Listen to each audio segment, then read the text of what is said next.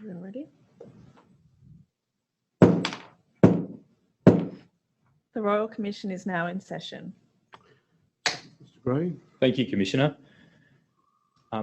Mr. Costello, are you able to see and hear us? I am, thank you.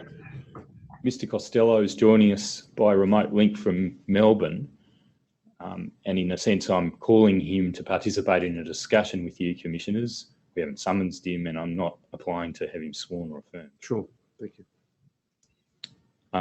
Mr. Costello, you're Peter Costello, former Treasurer of Australia and current Chair of the Future Fund, amongst other things. Yes, I am, yep. Thank you. Can I just give you a bit of background, Mr. Costello, about the purpose we've asked you to come and speak with the Royal Commissioners today? We, that is Council assisting, are proposing to the Commissioners a demand-driven program of aged care services based on the assessment of individual needs, where funding levels are set independently of executive government in a transparent manner that reflects benchmark costs of providing care. We are considering different options for financing arrangements that would suit this approach. We expect to hear from some witnesses, and we've already heard from one, that there is a case for a special purpose levy and hypothecation. Professor John Piggott of New South Wales spoke about this yesterday. Professor Piggott suggests that any surplus from a hypothecated levy over the next decade or so, which might accrue depending on the amount of the levy, could be invested in a new fund managed by the Future Fund and applied to assist in financing of the system during the years of the baby boomer demographic bulge, which will commence in about 2030 as the baby boomers enter their 80s. Other than that, the scheme could be financed on a pay-as-you-go basis. My question for you, Mr. Costello, what does hypothecation mean? What are its key features? Well, normally what you mean by hypothecation is you earmark either a new tax levy, same thing really, or you earmark a portion of an existing tax or levy, and you say that the full proceeds of that will be applied to a particular purpose. That is, the money doesn't go into general revenue and general expenditure. The money is designed to go to a particular purpose. Thank you. Generally, we've heard that governments don't like hypothecation. Why might that be?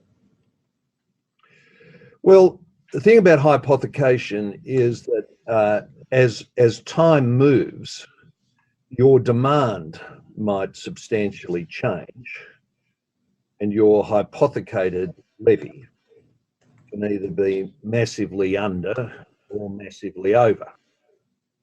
If it's massively under, then you're not going to reduce the expenditures, are you? You'll have to pull in the balance to meet the demand from somewhere else. If it's massively over, the government usually doesn't want to give up the excess and say, we'll reduce the hypothecated levy. So to give you an example, the Medicare levy was introduced, some would say, to fund Medicare. It's introduced at 1%. It's now at 1.5%. You could say it's at 2%, but the last 0.5% was introduced for the NDIS. Now, that massively underfunds Medicare. It doesn't fund it. I mean, it would fund about 50% of the medical benefit schedule. It would fund about 1/3 of the medical benefits and pharmaceutical schedule. You know, it sounded good at the time, but it's massively underfunded. To give you an example of other levies that probably overfund, petrol excise. Some say the petrol excise was introduced to provide money for roads. probabilities are it provides a lot more than what's spent on roads, but nobody's going to give you a discount on the petrol excise as a consequence. The money that's over will just end up in the revenue. So the difficulty with these funds is, even if you get the rate right at the beginning, as demand changes, you generally can have unders or overs, generally very big unders. The other reason why governments, traditionally speaking, not like hypothecated funds, is that if a hypothecated fund goes to all the good things, all the things we like, it doesn't sort of leave much for all the things we don't like. And people might pay a hypothecated fund if they think this is good and that's bad, but then they say, well, why do I have to pay tax with all of the remainder, which I don't particularly like? So there are difficulties, and it inhibits flexibility and overall budgetary policy. Is there an element there in what you're saying towards the end of governments wanting to retain flexibility to respond to changing fiscal imperatives and being able to dip into the money that might otherwise have been hypothecated for the purposes of the priorities of the day? Yeah, I think it's probably right. Take petrol excise. If petrol excise raises more than you're going to spend on roads, but your budget's massively in deficit, you wouldn't turn around and say, oh, we'll cut the petrol excise. You would hang on to the revenue because your budget's massively in deficit, and you'd try and use it to fund something else. It might be aged care. It might be Medicare. The traditional theory, and it's a theory that has flexibility, is that all revenue goes into consolidated revenue and all expenditure comes out of consolidated revenue, and the government of the day tries to fund according to its own priorities. So can we say that if hypothecation's to be used, it's a bit of an exceptional case, and it would be justified in limited circumstances? The circumstances might be such where you want to, for some overwhelmingly good reason, protect a body of money from being interfered with by the fiscal, by the government of the day, acting under the motivations of the fiscal imperatives of the day. Yeah, you might introduce it for that purpose, absolutely. My point would be more hypothecated funds have failed than have succeeded. And you ought to bear this in mind, that even with the best intention, your hypothecation can easily be undone by subsequent governments. These things are only creatures of statute, and the statute can be changed, and there's plenty of evidence of that that I can give you. So please do.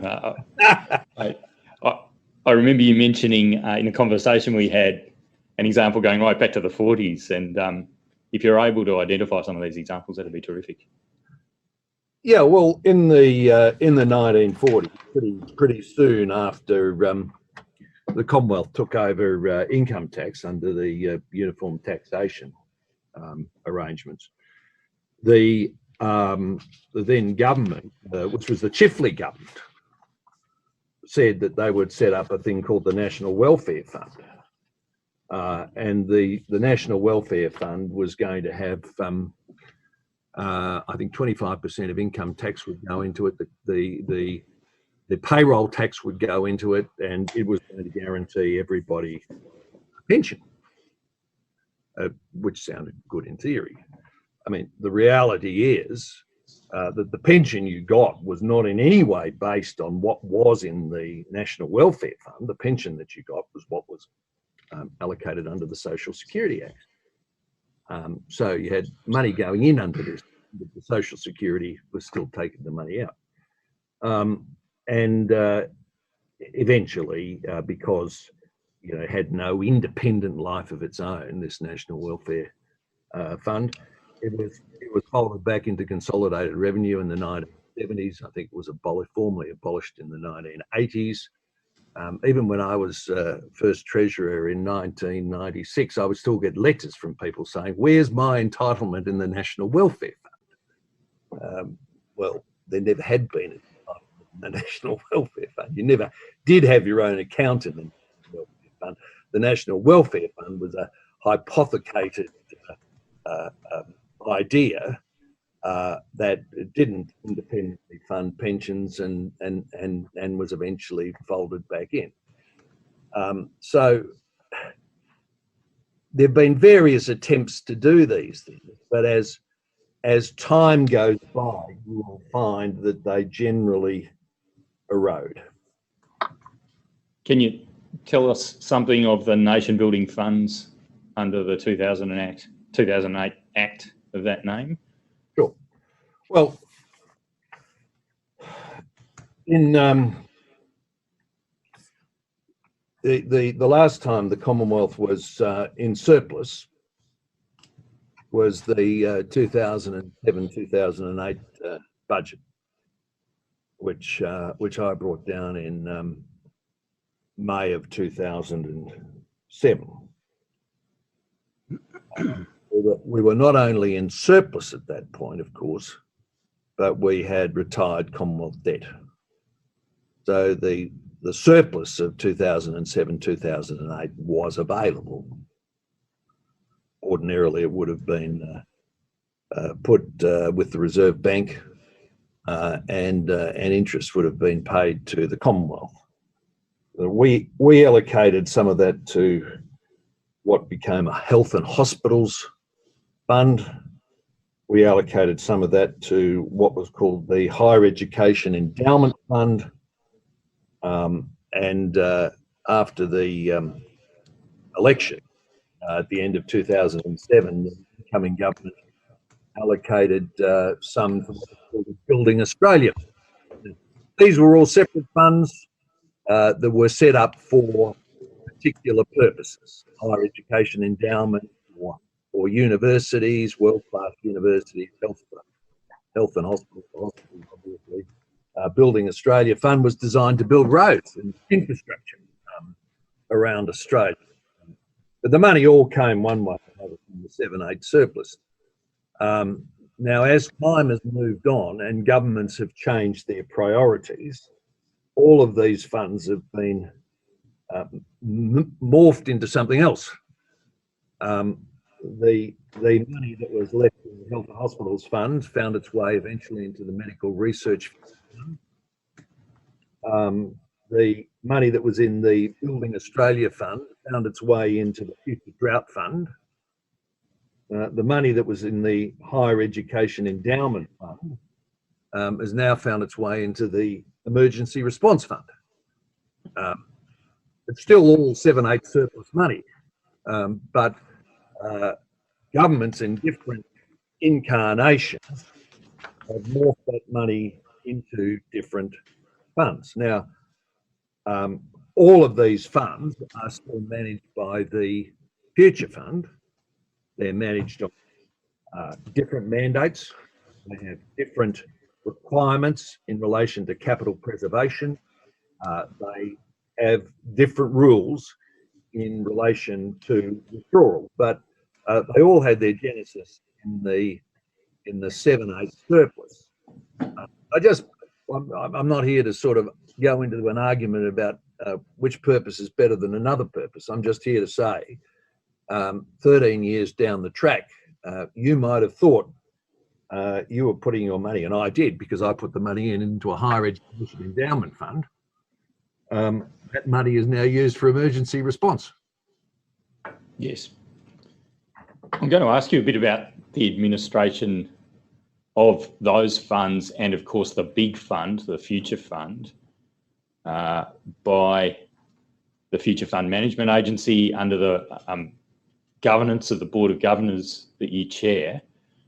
But just before we go to that topic, can I ask you about overseas examples? Are there conspicuous overseas examples of successful hypothecated funds? And by successful, I mean funds that have stayed true to purpose and haven't been, in effect, interfered with due to the political expedience of the day?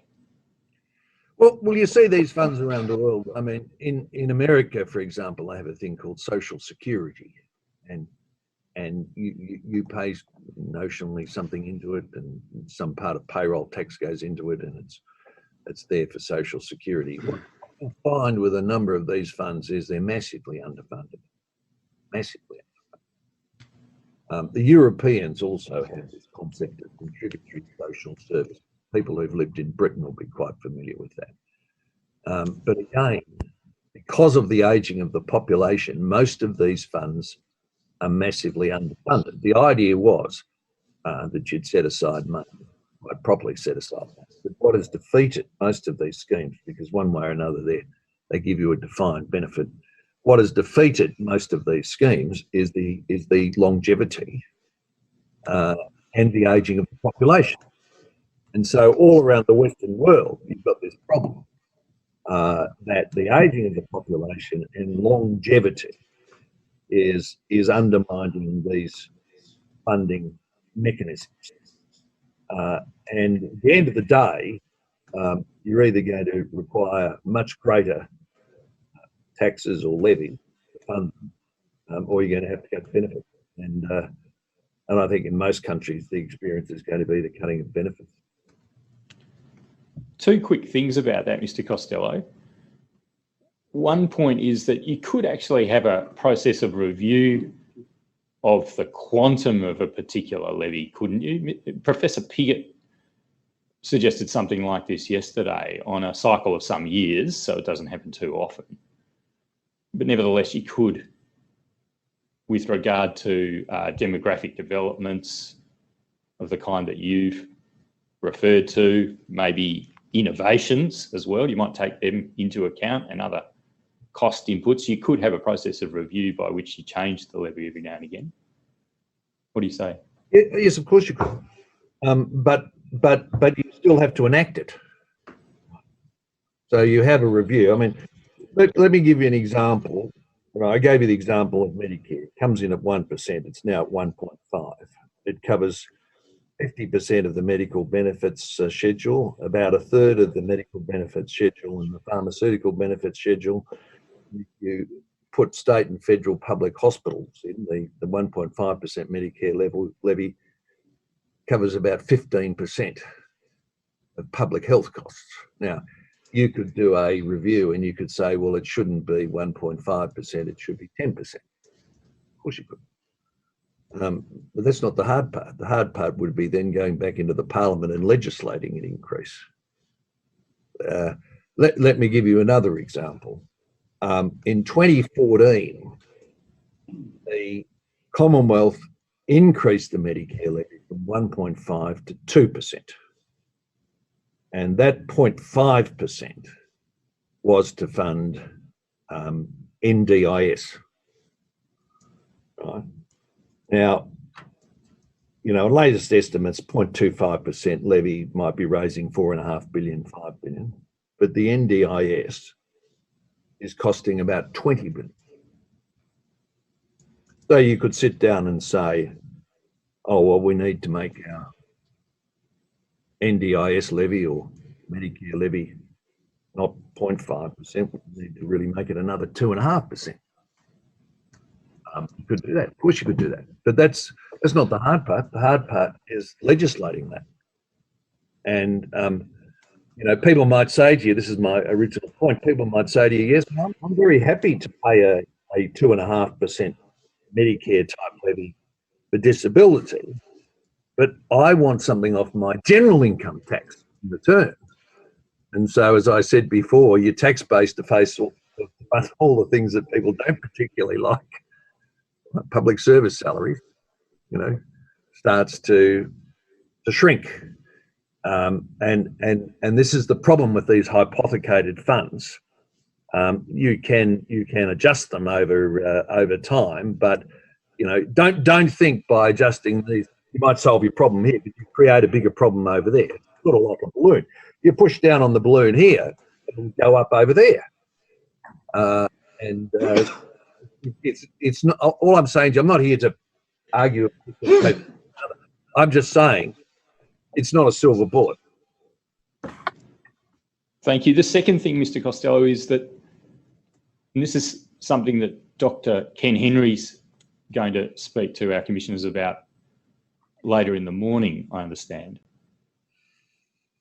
The fact that a levy might be resourcing a fund that is underfunded is less of a problem than it would be if it were overfunded, in the sense that it can create obviously inefficiencies if a fund is overfunded and somebody considers that they have to spend it all, whereas that problem doesn't arise if the fund is, in a sense, slightly underfunded for the program in question, and it can be topped up from general revenue as required. He makes the point that aged care is apt for a levy in the long term because of the very demographic trend that you identified. What are your thoughts about that? Well, look, if something's underfunded, you'll draw from general revenue, and if something's overfunded, you would probably put the overfunding into general revenue. It all depends on what you're doing. Hypothecation is generally trying to earmark money for something, but it's still inside the consolidated revenue. If you're talking about another proposal, which is to take it right outside of consolidated revenue, put it in the control of people who are at arm's length from the government, with its own its own financial accounts, which can hang on to surpluses if they arise, then you're talking about a very different thing. Now, I'll give you an example of something. The Medical Research Future Fund. The Commonwealth spends a lot of money on medical research, and most of it comes out of the NH and MRC, and the NH and MRC is on budget. As I said, money seeded from the 7/8 surplus was, after it went through a few incarnations, ended up in the Medical Research Future Fund. And more money was put in to that fund with an object of getting it to $20 billion, which has just got to. And it is managed by the Future Fund. So it has independent guardians. It reports an investment return. The Commonwealth is entitled to take the earnings, but it is not entitled to take the capital. So that is independent of the Commonwealth. I mean, if you did better than expected with your corpus in a particular year, I mean, it would go off and it would provide a benefit, a bonus, if you like, in that particular year for medical research. Correspondingly, if you did badly, as you would do in an investment climate like today, you would get a penalty rather than a bonus on average. So that's completely separate. That's not part of consolidated revenue. That's conserved capital. I mean, if you were talking about setting that up, then I can imagine that you could protect it with proper governance and all the rest of it. But it's all depends on how much you want to be able to get. If you got a 5% return on your corpus every year, right, and you wanted to raise 20 billion, you need a corpus of about 400 billion. Mm-hmm.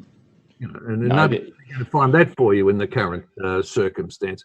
I mean, I keep on pointing out to people, a lot of people say, oh, why don't we have a sovereign wealth fund for this and a sovereign wealth fund for that? And they're all great ideas. You know what the hardest is? The hardest thing is finding the money to put in them.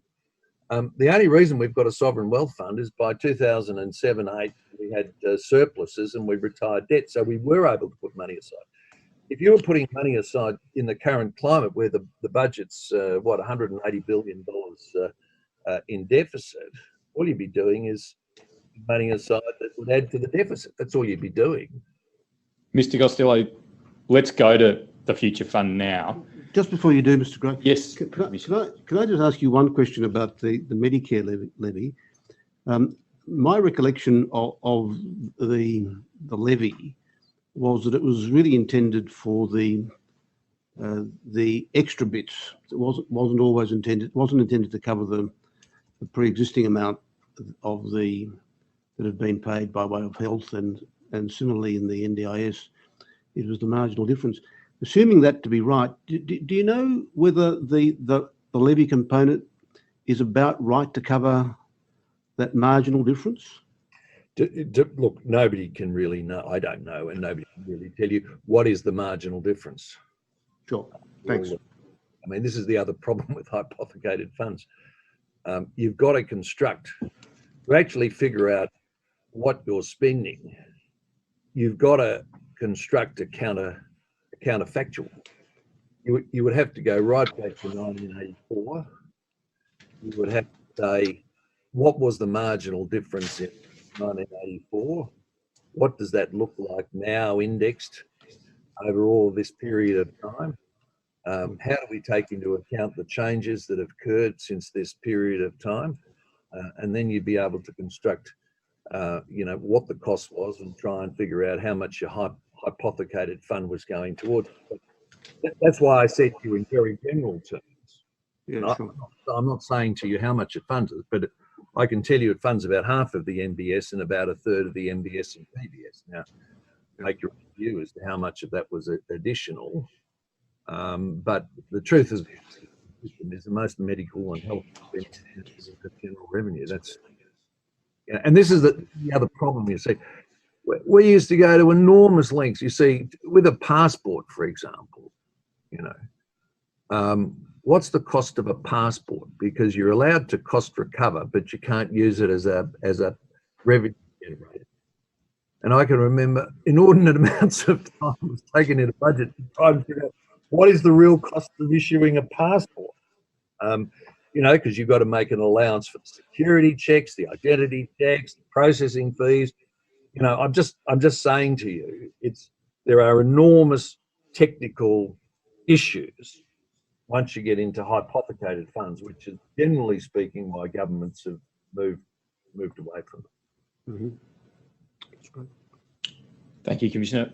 Mr. Costello, just as a preliminary observation before we go into more detail on the future fund, Professor Piggott's suggestion was that under a hypothecated levy, provided it's brought in pretty soon, there'd be an opportunity to build up some reserves because of what he calls demographic disequilibrium.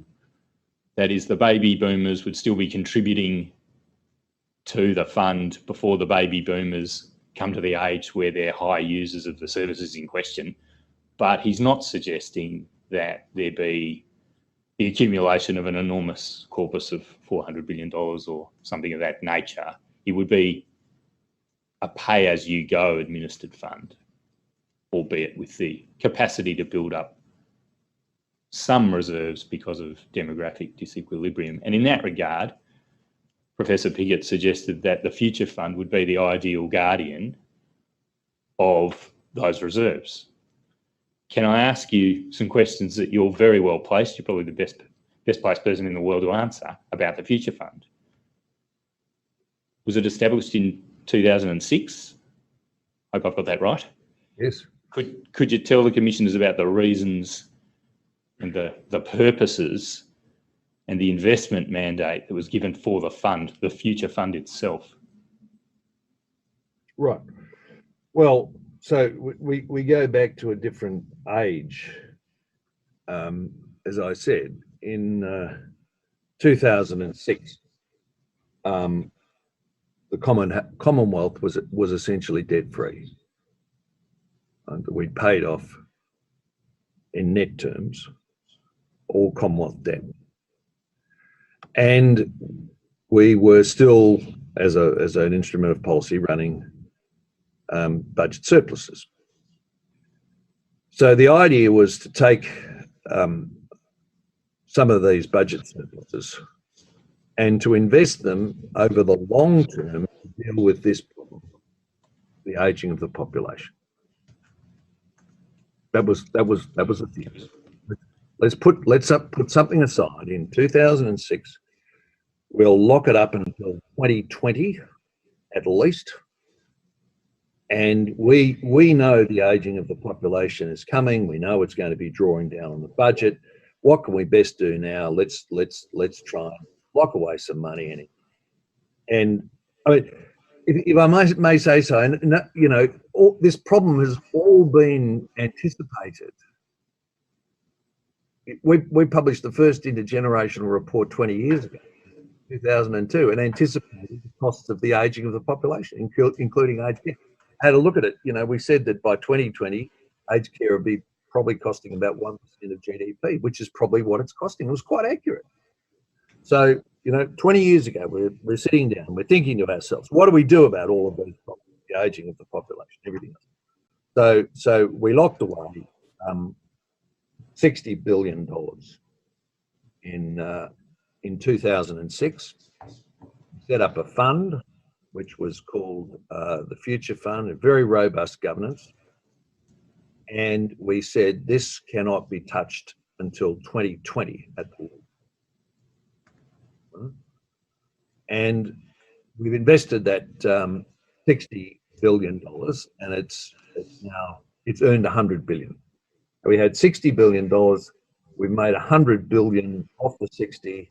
We now have a little over $160 billion in that fund. I mean, my great regret is that no money's been put into it since those days, of course. It hasn't had a single dollar flow in from those days, but we managed to A, keep the 60 billion and B, make another 100 billion off it. But there's an asset. It would be the Commonwealth's largest financial asset of $160 billion. Now, what happened is, as time went by, all of these other funds that the government wanted to preserve and invest were given to the Future Fund.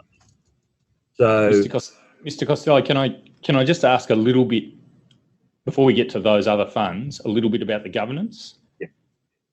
And you've given us the current status of the fund, which is very useful. But what's happened along the way to the current situation where you have 160 billion in the fund? What's been the nature of the governance role of the Board of Guardians in that respect? And why is the fund one of the rare success stories in hypothecated funds that haven't been raided, my word, by the executive government of the day? Well, I think the success of the Future Fund was, first of all, it had robust governance. So it had an independent board of guardians, protected under statute, requiring some qualification, considerable qualification for appointment,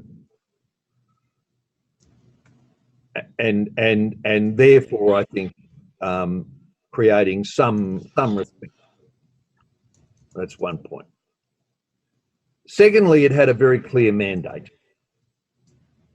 The Future Fund was not to build bridges, not to build dams, not to build the kinds of things that politicians of the day might be interested in, but to invest and to build a corpus, as I said, which would be available to the Commonwealth when expenditure needs were going to be greater. The third thing I'd say is the lockup. Under the statute, nothing could be taken from the Future Fund until 2020 at the earliest. Now, there have been various proposals put by various governments between 2006 and 2012 as to how we might spend to help them. But we've been very clear about that. We're not there. This is locked up. This is not to be directed. And over the years, I think this has been respected by governments of both persuasion on both sides, because the Future Fund has been there through several terms of coalition government and several. And the other thing I'd say is you need a very clear mandate as to investment if you're going to set up one of these funds. We have a very clear mandate. The Commonwealth says to us, we want you to get CPI plus 4 to 5%. Very ambitious, by the way. And we don't want you to risk the fund. We have a very clear mandate, and we work to that. And there are professors in universities around the world that sort of evaluate sovereign wealth funds, of which the fund is one. And I think it generally concludes that the governance for the future fund is world class. It's probably as good, if better than any other in the world. A number of reports, and it's proven itself now over 13, 14 years. Thank you. And a minute ago, I mentioned the agency through which the fund is managed, the Future Fund Management Agency, and that's governed by your Board of Guardians.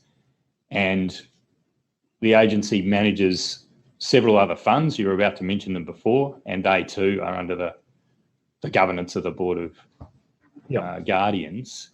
Do you want to mention those? I suppose if you could say something about their origins and investment mandate and how they're faring in terms of the defence, my word, of those funds against any efforts of the government of the day to draw them down. Sure. Well, the first point I'd make is the directors, for want of a better word, are actually called guardians, and that's a word I came up with because you're guardians of this money, and you're guarding it against the government as much as anybody else, right? The point I always make clear: when you're a guardian of this money, you're guarding it against fraud and loss and risk and everything else, but you're also guarding it against the government. So it is purposeful in the statute that they're called guardians. So the guardians, who are a body corporate, hold the money. And then there's an agency, which is like a public service agency, as investment, but it's an agency that does works to the guardian, putting the money out into financial markets, banking it, doing all of that kind of stuff. I mean, guardians high level risk profile, approve the big investments, like an investment committee, but under delegations, the agency will actually, if we say, oh look, we want to have a 30% equity exposure, so much overseas, so much domestic, the agency will go and it will go.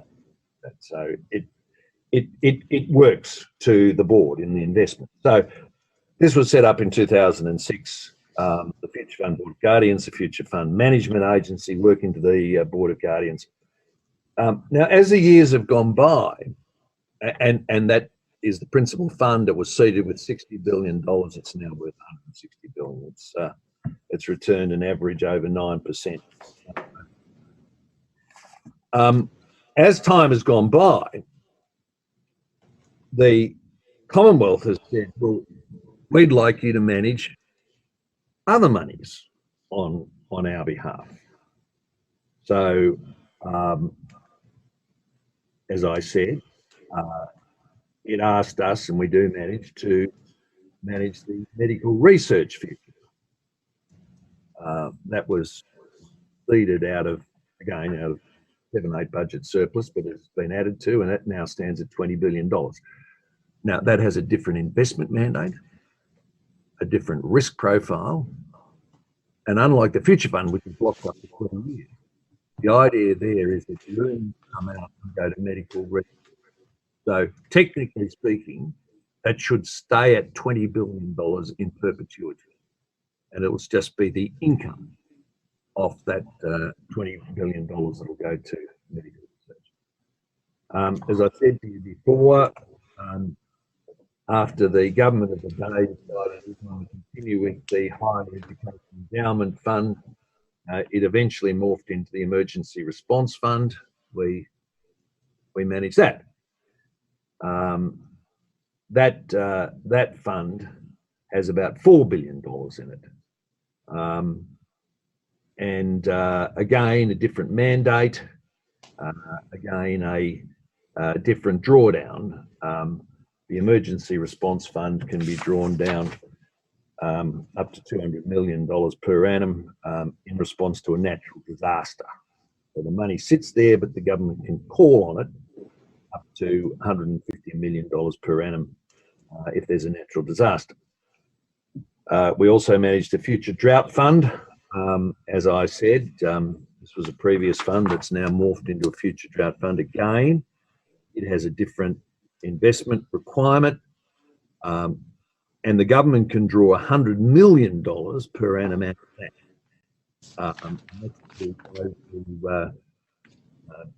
Deal with drought proofing Australia.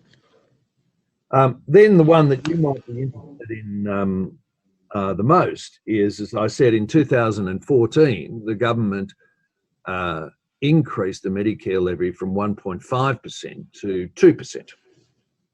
And it said that the increase was to go into the NDIS, the National Disability Insurance Scheme. And the proceeds from that increase in the Medicare levy were set up in a thing we call DCAF, the Disability Care Australia Fund. So this wasn't investing money that was left over from the budget surpluses of the early 2000s. This was actually new money coming in under a hypothecated fund, right? 0.5% of the Medicare levy to help pay for the NDIS. And it's built up to about 16 billion. Now, you're going to ask me, why is there 16 billion left in this fund? Because it accrued this balance, but the Commonwealth has not yet come to an agreement with the states as to how this balance will be paid out. So it just sits forward, basically. But the levy itself, although there's a balance there, has never gone anywhere close to funding the NDIS. And then, thank you, Mr. Costello. I probably shouldn't have asked you about all of the funds. Can I mention just one more? The Aboriginal and Torres Strait Islander Land and Sea Fund, I think, is Torres Strait Islander. That had been around for a very long period of time. It was administered out of PM&C. They had the money in term deposits, and at some point, somebody said, "Look, we should get a better manager in," and that's only very recently come to the Future Fund. Thank you. Just thinking about the Disability Care Australia Fund as a potential template, in theory at least, could the Future Fund Management Agency, under the governance of the Board of Guardians, manage an aged care fund capturing proceeds from a form of levy or even insurance premiums for aged care, paying out proceeds that are paid down at call to meet the requirements to fund aged care year on year? Yeah, well, look, the Future Fund is a creature of statute. So it can do anything that the government wants it to do, provided the government can enact a statute to that effect, right?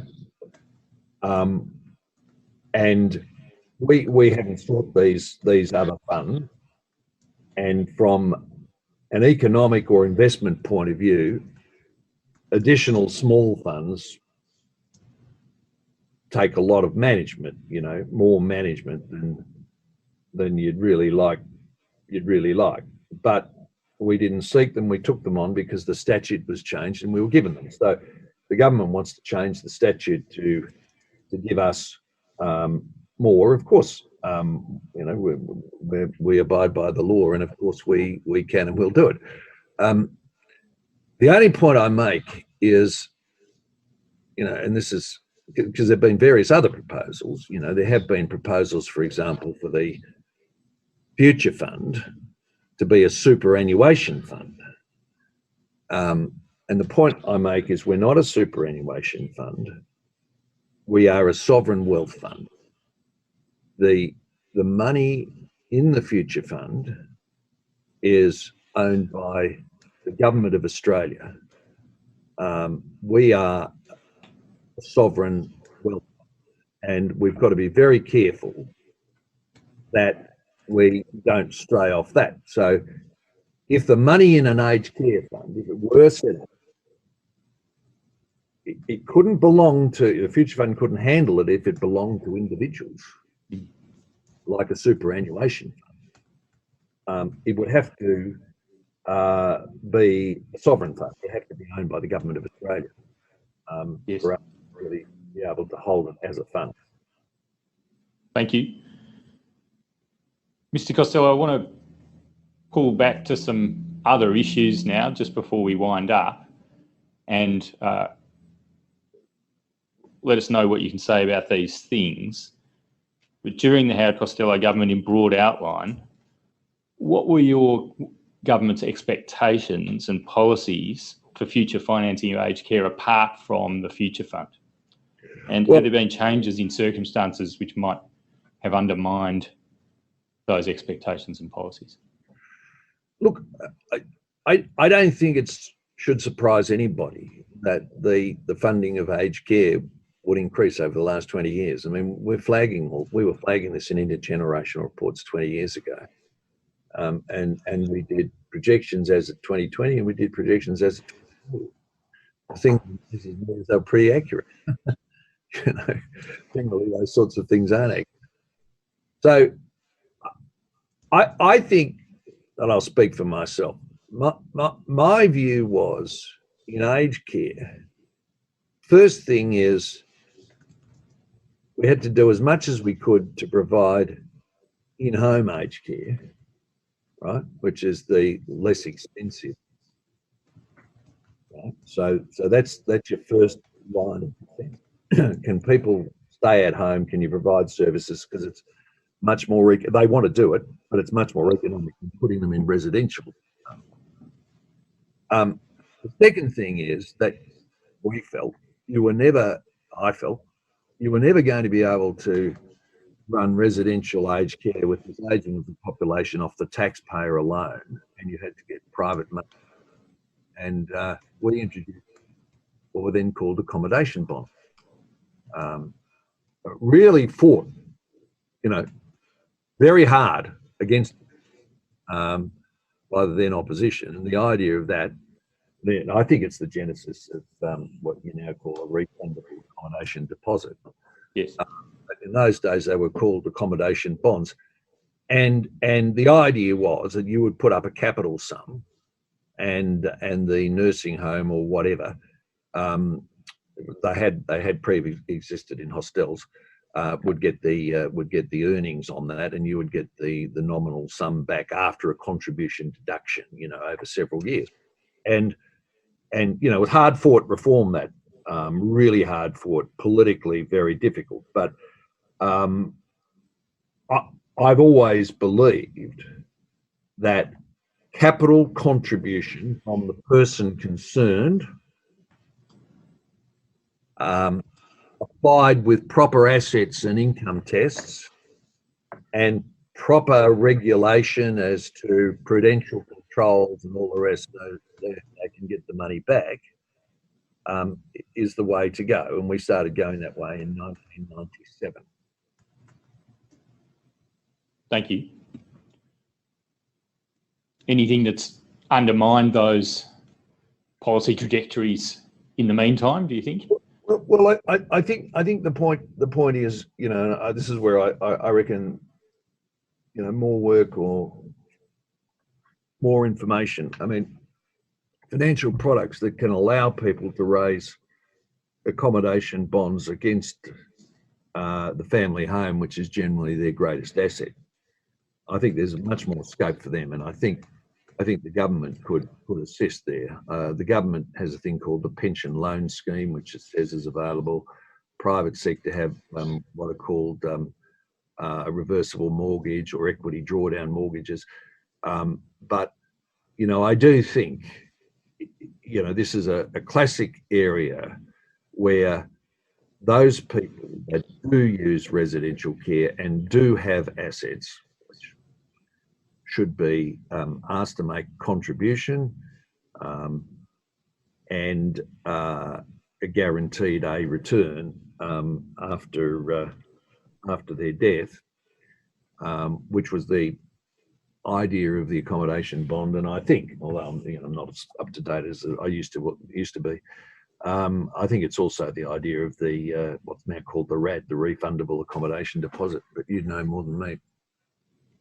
Mr. Costello, using something like the pension loan scheme and making sure that the amount is not actually taken back by the Commonwealth until after the death of the person concerned, and perhaps after the death of any person with whom they're living in the same house.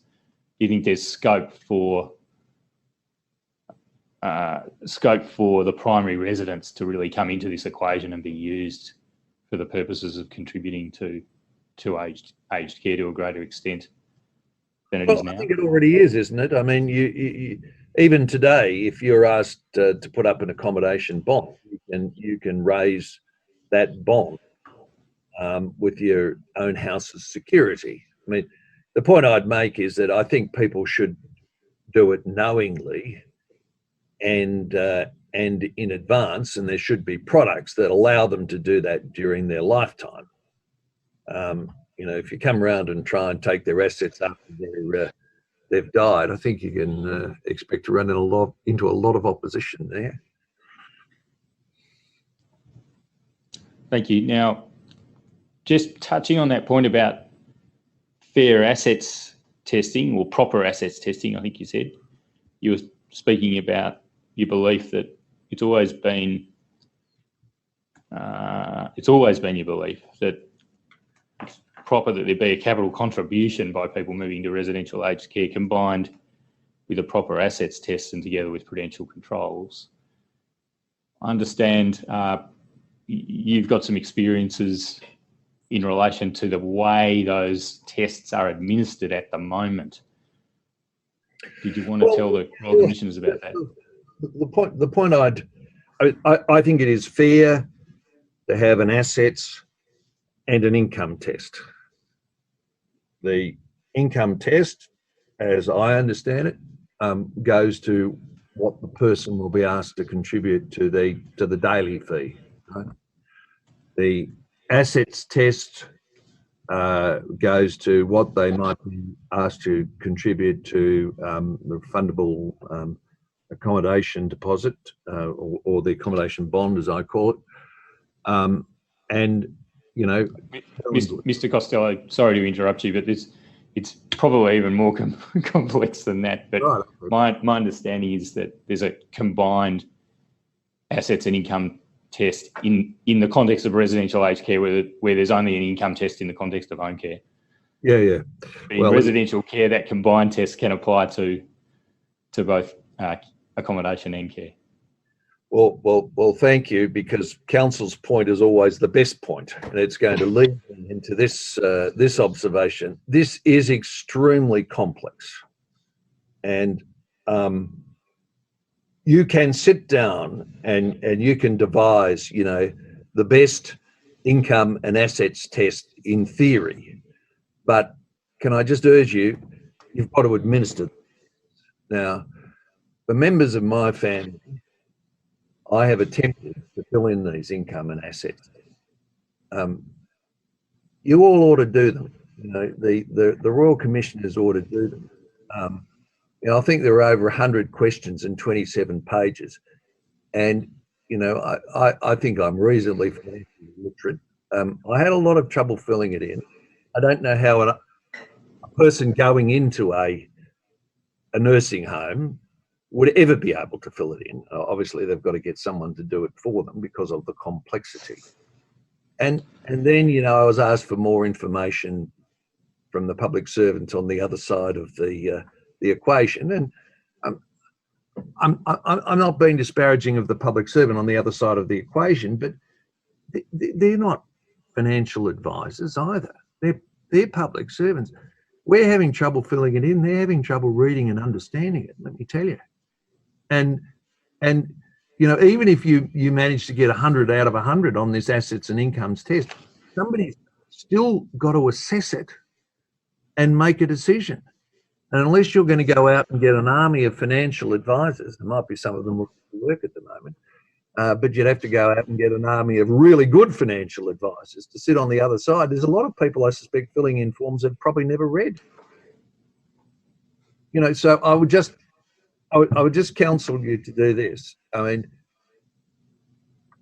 broad rules that people can understand and are therefore enforceable, sometimes much better than, you know, high levels of ethics, which neither the filler in the form nor the reader of the form can actually make an informed decision about. I would counsel, and bear this in mind. You see, these incomes and these assets tests that people are filling in, they're not just filling in the income and assets test for aged care. They might be doing it for the pension. They all differ, you see, the pension. They're also filling in their tax returns. We're talking about people who might be 80 or 90 years of age. How do they do this? I mean, my suspicion is a lot of them just don't. Thank you, Mr. Costello. I have no further questions, Commissioners. Thanks. I might say I couldn't agree with you more, Mr. Costello, and thank you very much for that presentation. There's two very simple questions I want to ask, and I think it follows from the purpose of the Future Fund itself, and that is that there must come a time when the government deems it appropriate to draw down on some of the earnings of that Future Fund. And the work we're doing in the Royal Commission suggests that there is a need for more money to go into aged care. And we're very conscious that we're in the deepest financial crisis for a very long time. Is it appropriate to look at the Future Fund for that purpose? As at least one source of revenue for that purpose? I'll make one preliminary point and one substantive point. And my preliminary point is we are illustrating again how when you set up a fund, subsequent generations can find better causes than that fund. That's the premise of the question. You know, I don't think anybody thought in 2000, when we set up 2006, sorry, when we set up the Future Fund, we draw it down for specifically aged care. So, you know, this illustrates how as time goes by and priorities different, something set up with the best of intentions with clear objectives, you know, can be the subject to changed aspiration. But my substantive point is this, that at the moment, the government can fund itself very cheaply by borrowing. Sure, we've got a massive federal deficit. Sure, we've got a big debt. Commonwealth's still out there borrowing 10-year money at around 1%. That's very cheap money, extremely cheap money. You know, if the Future Fund can return 4 or 5, it actually is very good financial sense to keep running it on, because the Commonwealth is doing much better if it's borrowing at 1% and getting income returns at 4%. It's actually in front. And nobody in the current climate, I think, would say, "Well, let's give away a 4% return so we can save ourselves borrowing at a 1% cost." So it wouldn't be the time to do it now. And by having this fund, of course, not only is it deriving the Commonwealth income, but it's on the balance sheet. And this is where it adds real value, because at a time when the Commonwealth's borrowing a lot of money, it's got very few financial assets. This would be its biggest financial asset. And so it strengthens the balance sheet and strengthens the credit rating. Okay, thank you. That'll do.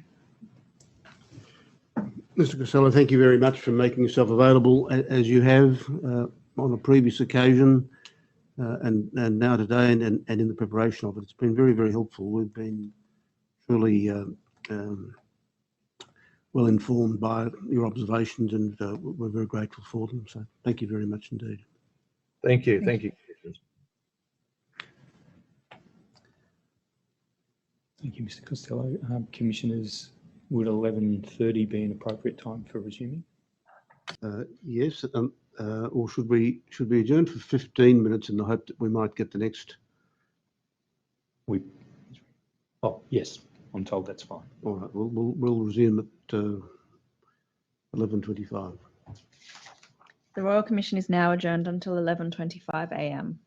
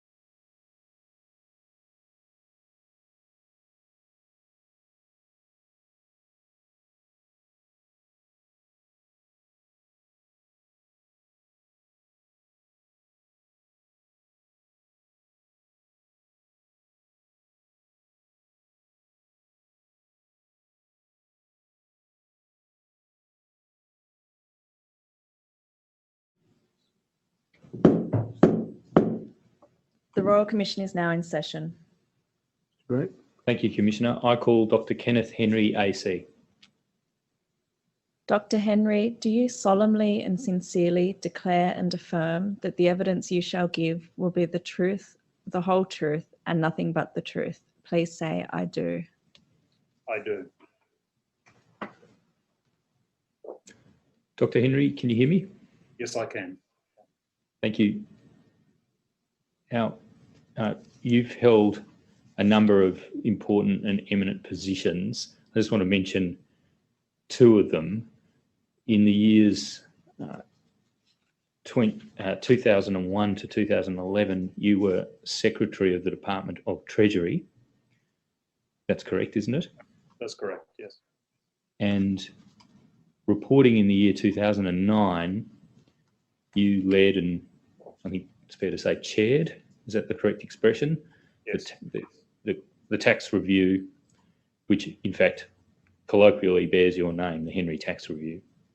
Yes, that's correct.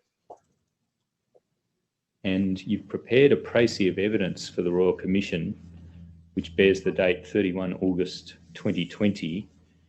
It's quite a detailed document. Perhaps calling it a précis doesn't do it justice. I wonder if you'd be prepared to adopt that as part of your evidence. I'll ask that it be displayed on the screen so you can identify it. It is RCD stop 9999 stop 0501 stop 0001. Is that your précis of evidence? Yes, I recognise that document, yes. And Dr. Henry, to the extent that there are any facts referred to in that document, to the best of your knowledge, are they true and correct? And are the opinions in the document opinions which you sincerely hold? Yes. Thank you. I tender the document. That'll be Exhibit 21-7. Thank you, Commissioner.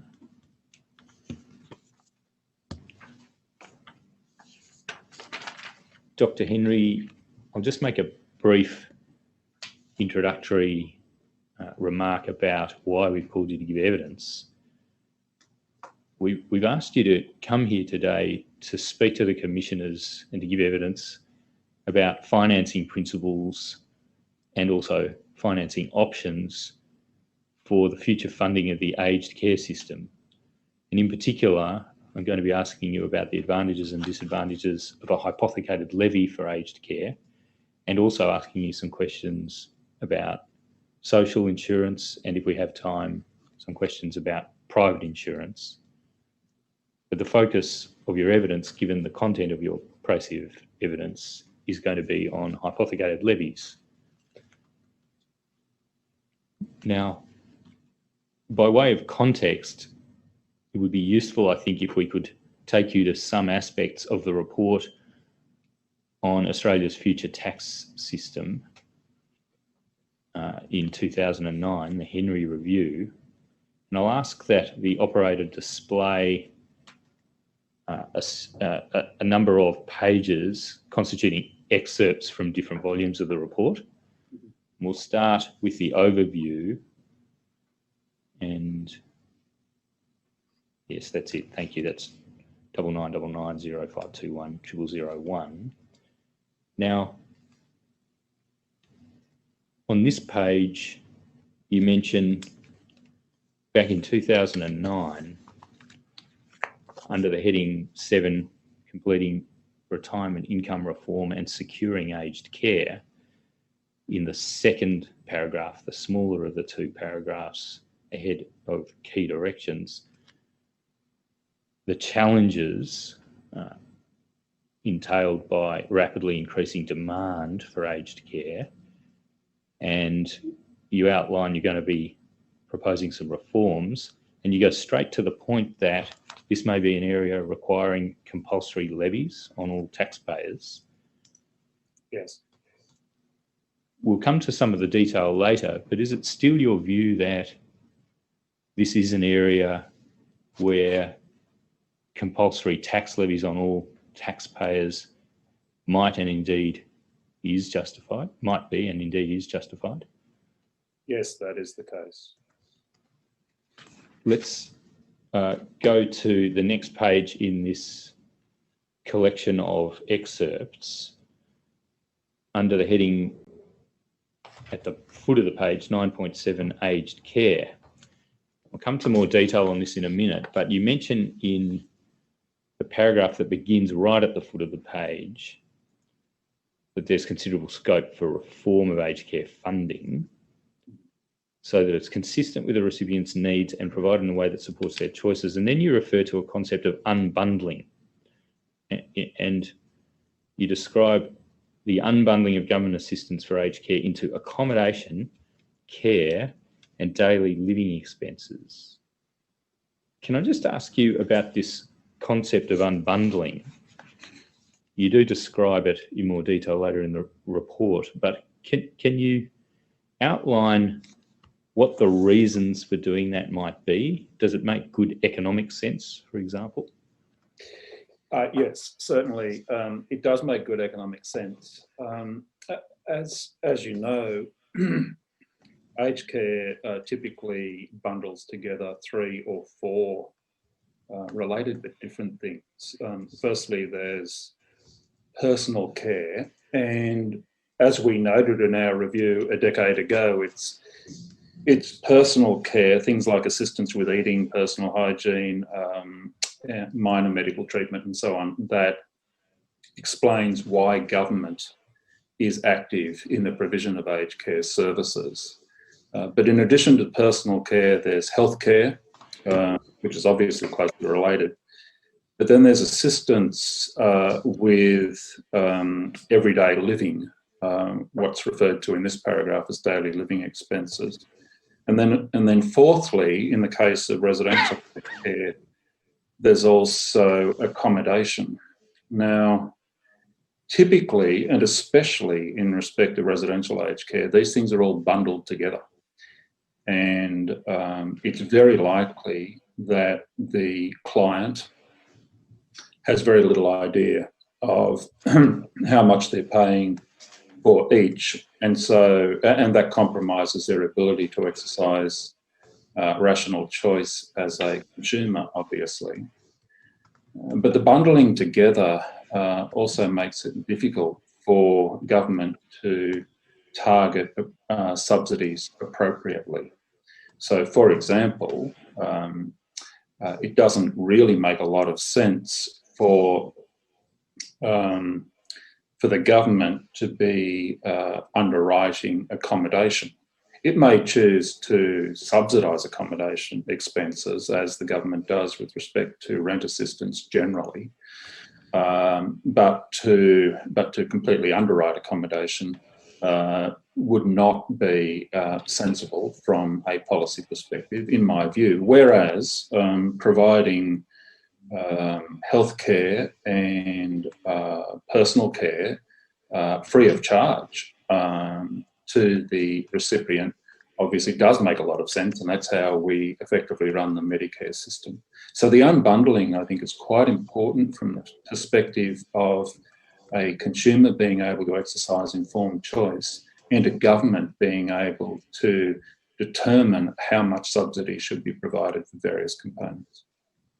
And Dr. Henry, just taking that a little further, is that because government might make different decisions or different decisions to subsidise those different categories of services at different levels and in different ways for very good reasons?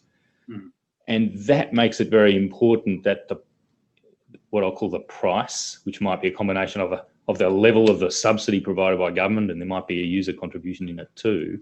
Yes. It makes it very important that price reflects the cost inputs for that particular service and not be cross-subsidised by prices charged for other services. Yeah, indeed. So let me see. So there are a number of concepts running together here. So there's a question of how the price.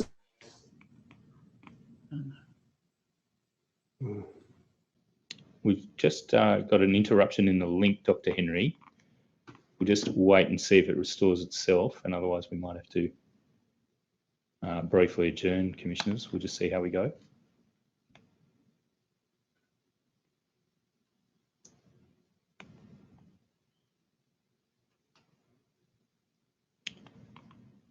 Do we have any?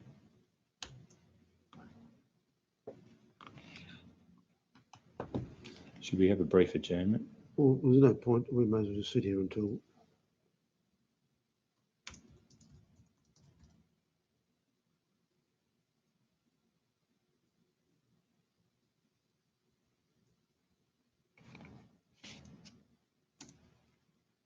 He's resuming. Yeah, we muted.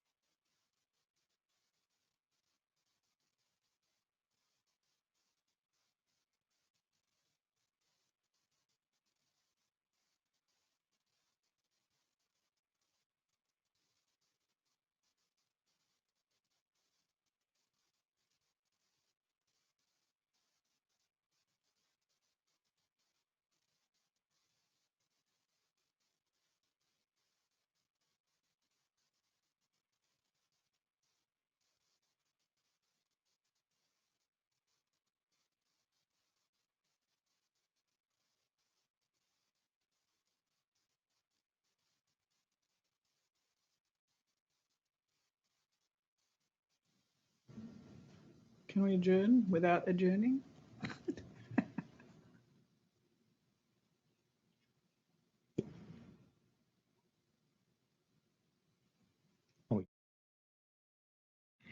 Commissioners, there should be a brief adjournment now for technical reasons.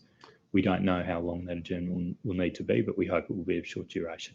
All right, well, we'll adjourn momentarily. The Royal Commission is temporarily adjourned.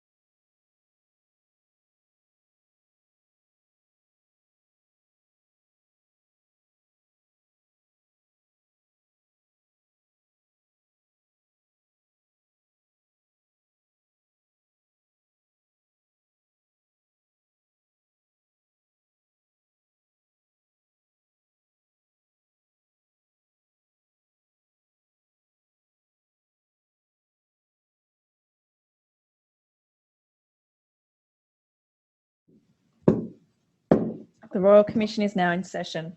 Commissioners, we've resolved that technical problem and we're able to resume now.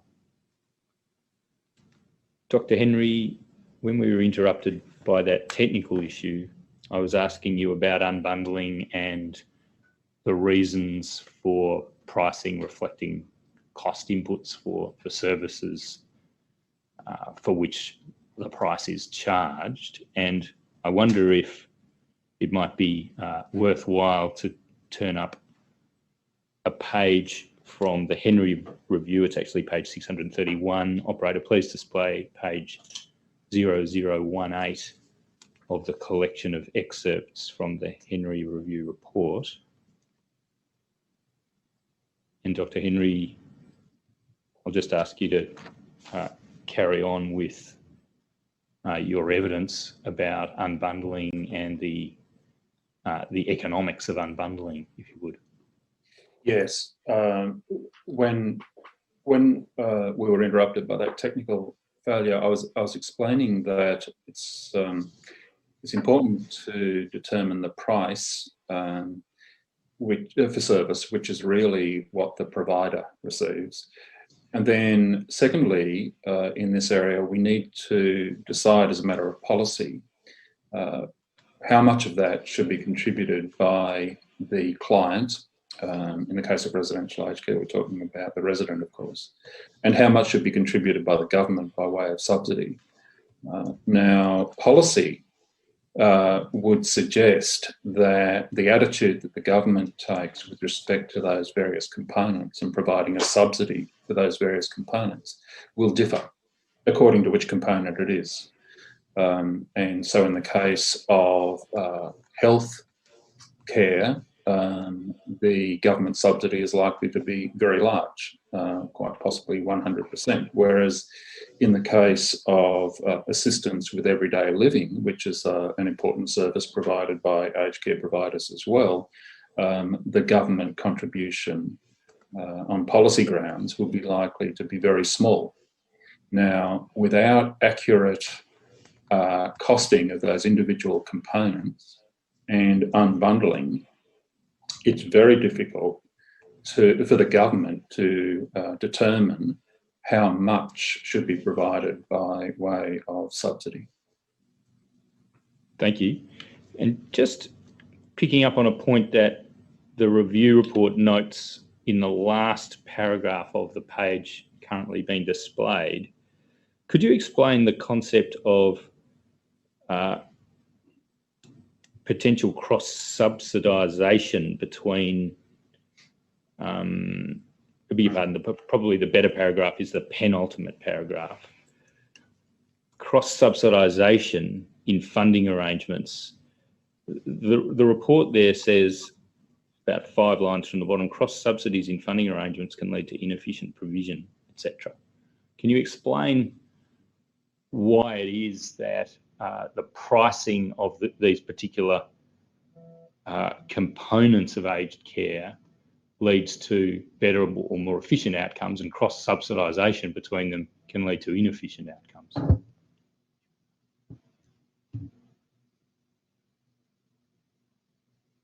Oh, I think we've got the technical difficulty again.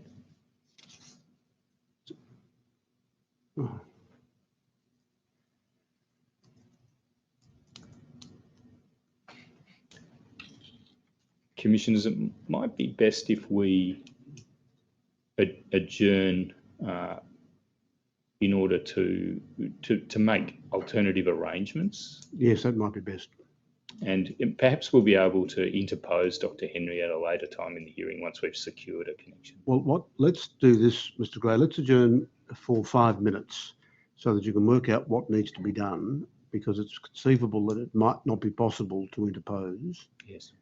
And if need be, you can come back on and we can determine what to do hereafter. Does that sound sensible? Yes, thank you, Commissioner. We'll adjourn for 5 minutes. The Royal Commission is adjourned until 11:50 a.m.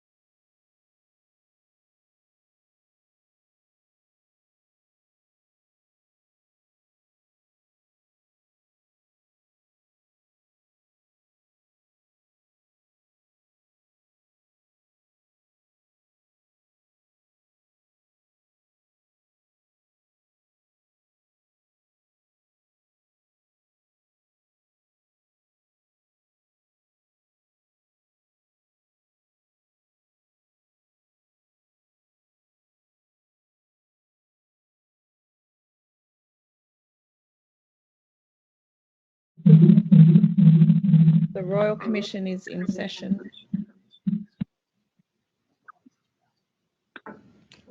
Dr. Henry, can you hear us? Yes, I can.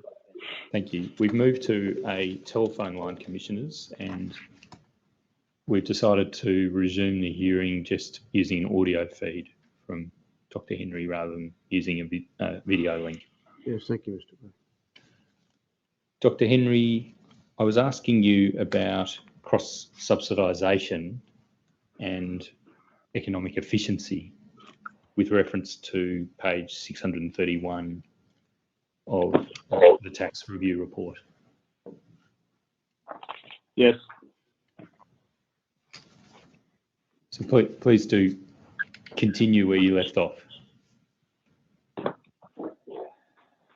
Oh, okay. So I think we were on the penultimate paragraph of page 631, and that section of the report addresses some of the concerns with cross subsidies in funding arrangements, and it refers to a couple of risks. One is that people might, if there is not an unbundling of services, people might choose a particular form of aged care simply in order to get access to a particular service that they really want, but they end up paying for a range of services that they don't really want, and that's clearly inefficient. Other concerns with cross-subsidisation is that, but again, I guess for the same reason, people who can be charged more because of their circumstances, either income or wealth, they may be charged more than the cost of the services being provided to them. And in areas where the number of providers is low relative to the demand for services, this can lead, and we pointed this out in the report, although not on this page I see, but this can lead to providers choosing to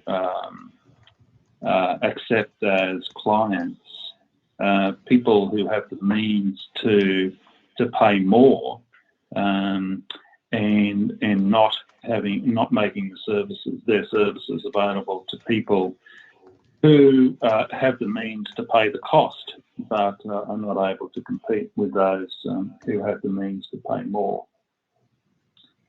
Thank you, Dr. Henry. Okay. Is there also a principle of allocative efficiency whereby it's desirable that prices for services are set by reference or determined by reference to the cost inputs for those services and not for other services? Yes, the reason. Yeah. Thank you. If you could just explain that point. Yes. Yeah. So where that's not the case, you tend to find, and this is true of any commodity really, you tend to find something being oversupplied or undersupplied. And where something is oversupplied, well, of course, that's a waste of resources. Where something is undersupplied, a rationing mechanism, other than the price mechanism, other than the market, a rationing mechanism has to be implemented in order to ration access to the limited supply. So ensuring that prices match or if you like, the relative. So we're talking about allocative efficiency. So what matters is the relative prices between various services and how that matches the relative costs of providing those services. Getting those relativities right is very important for allocative efficiency. Thank you. If we just go to the next page, please, operator, which is page 632 of the report, and it's page 0019 of the bundle of extracted pages. I just want to ask you about how far unbundling can be taken in practice, and to just explain a point that we, the council assisting team, have reached in our thinking in this inquiry. I just noticed that on page 632, the second last paragraph, you mention a complication about unbundling healthcare from personal care. And although earlier on in the document you identified that it might be desirable to do that for purposes of economics and for purposes of public financing policy, because you might wish in principle to treat them differently, in practice they're quite difficult to disentangle. And that's correct. You'll no doubt, yep. Now, if the policymakers were also to take the view that in practice there were good reasons for, practically speaking, accommodation to be provided by a provider who also provides for daily living and for care, would it still nevertheless be possible to separate the accounting treatment of those three categories of services, thereby achieving the allocative efficiencies that you've mentioned? Yes, yes. So the difficulty that is referred to there in the document is drawing a distinction between healthcare and personal care. That's not the most important distinction in the conversation that we've been having. Personal care and healthcare in an aged care setting are very similar. And I don't think there'd be much risk to allocative efficiency by leaving those two bundled together, actually. The greater concern is the bundling together of care, that is both personal care and healthcare, with assistance for everyday living and with accommodation.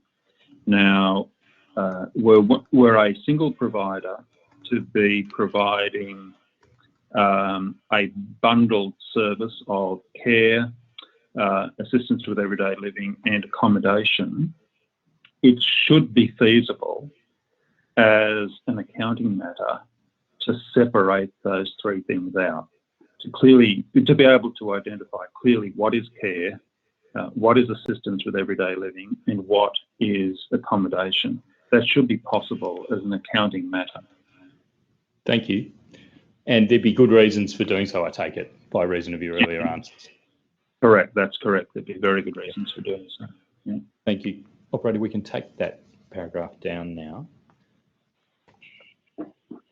Just before we leave the report, you did identify also, this is at pages 117 to 127, we just put up the first page of where that extract begins, which is page 205 of the bundle of documents. You identified the potential for insurance and other products, financial products, to play a role in assisting the financing of aged care in the future and the potential interaction between those products and the tax system. And broadly speaking, what conclusions did you reach about annuity products and other products that might in principle play a role in this regard? Yeah, so in this section of the report, we were dealing with a topic that's commonly referred to as longevity risk.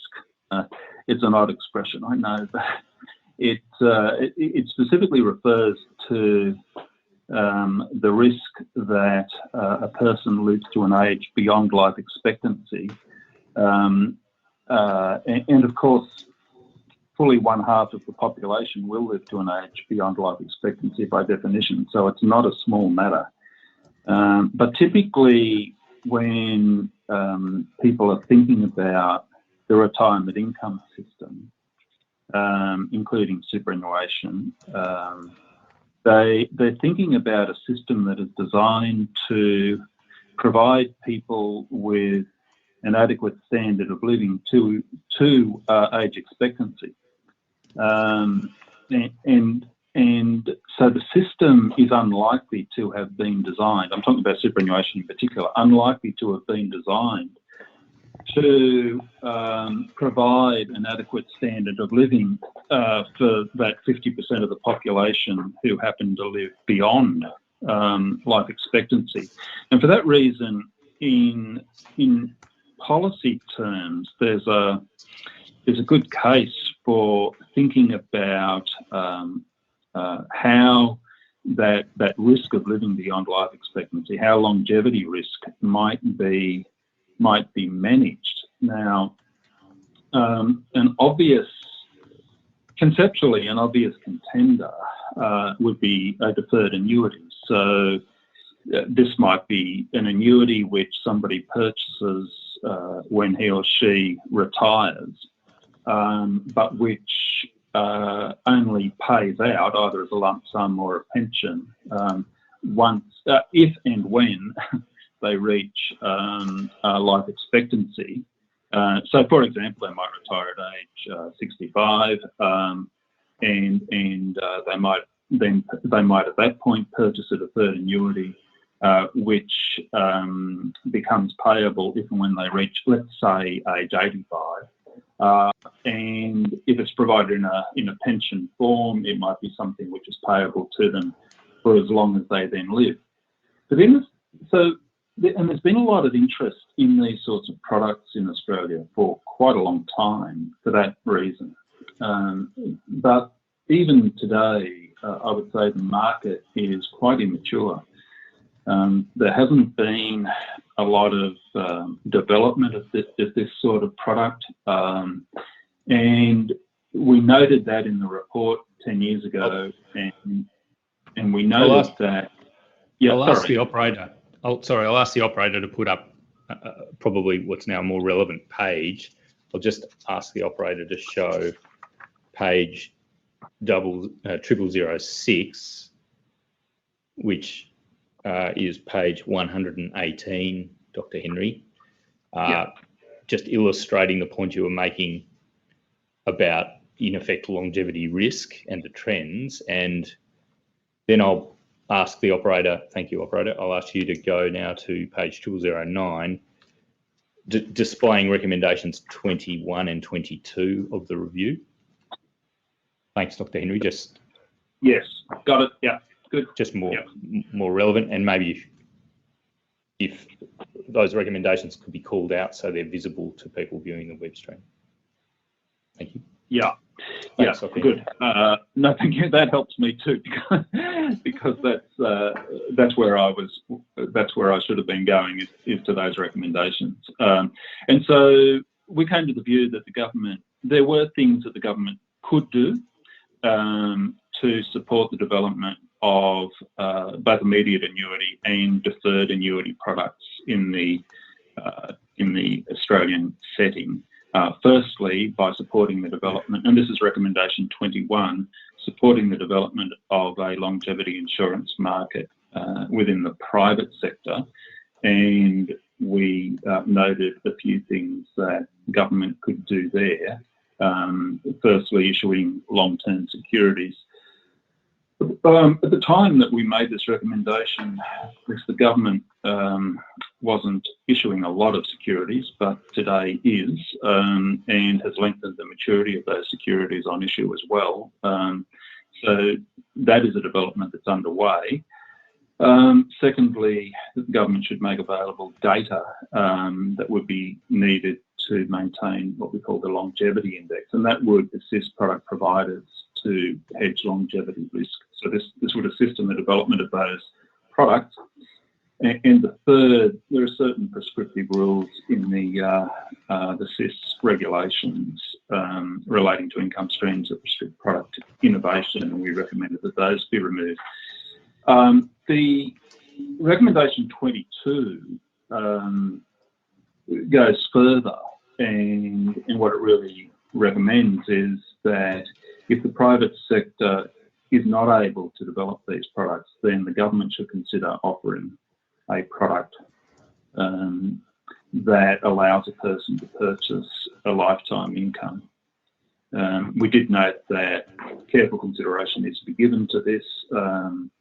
A business case analysis needs to be conducted. The government would need to limit its exposure to longevity risk, and for that reason might consider placing limits on the size of the annuity that could be purchased. But nevertheless, it was our recommendation that either the private sector with government support or the government itself invest in the provision of these products to address longevity risk.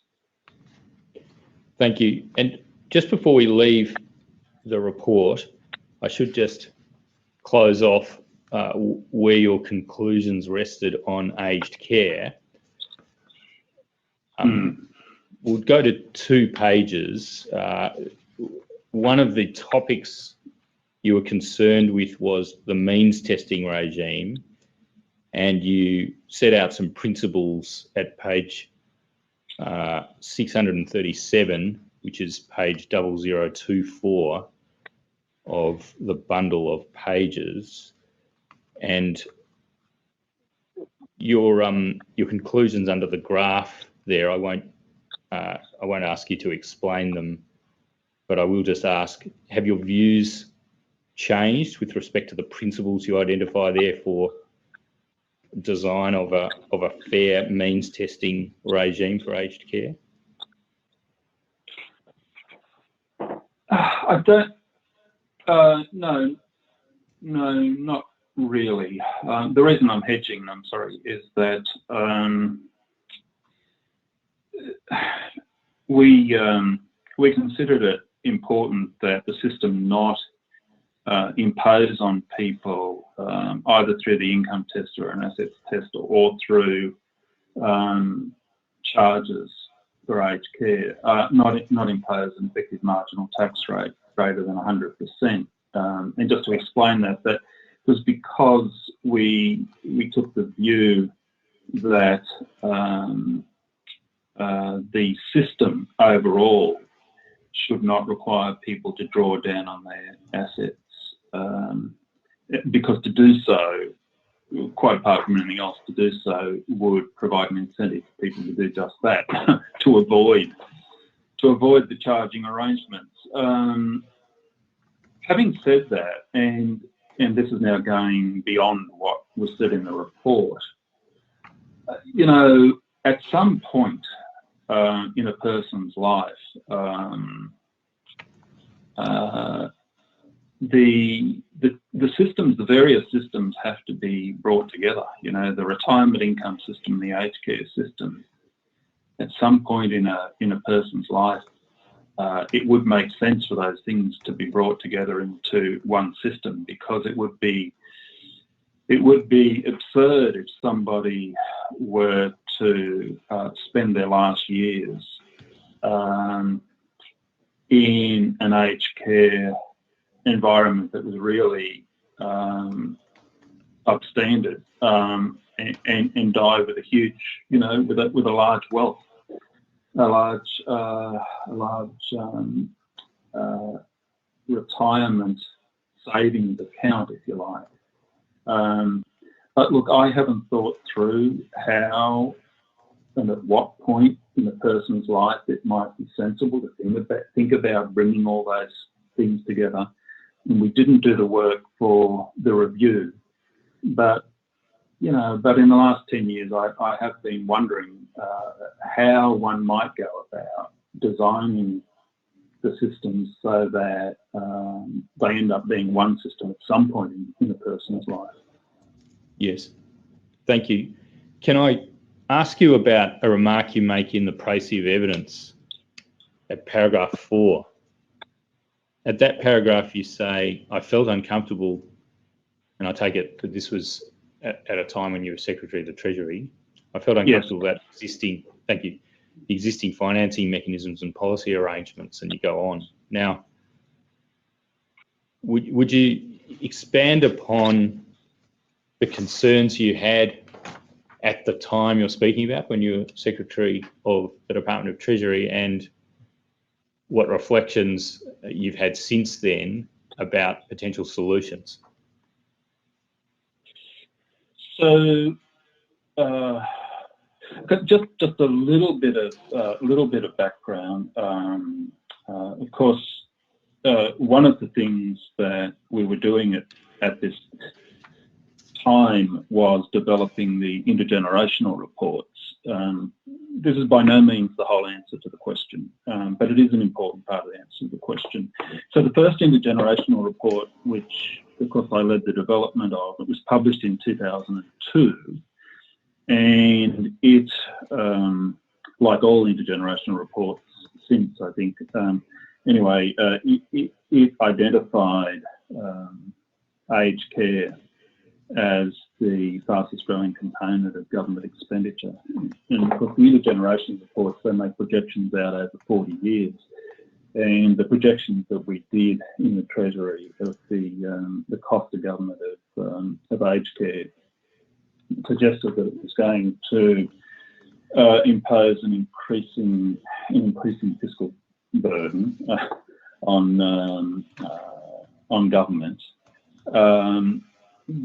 Because of a number of things. Firstly, simply the baby boomer bulge moving into aged care, which will be happening from around 2030. I guess it's already started to happen, but we'll see a bigger impact of it from 2030. But then also increases in life expectancy, which mean that a wider variety of costly and complex care needs will confront the aged care system as we go forward. And also advances in treatment. And in health and aged care, advances in treatment tend to be more costly, not less costly over time. And people will quite reasonably expect to have access to these new forms of treatment that presents the aged care system with increasing cost and presents the budget with increasing cost over time. There's also the probability that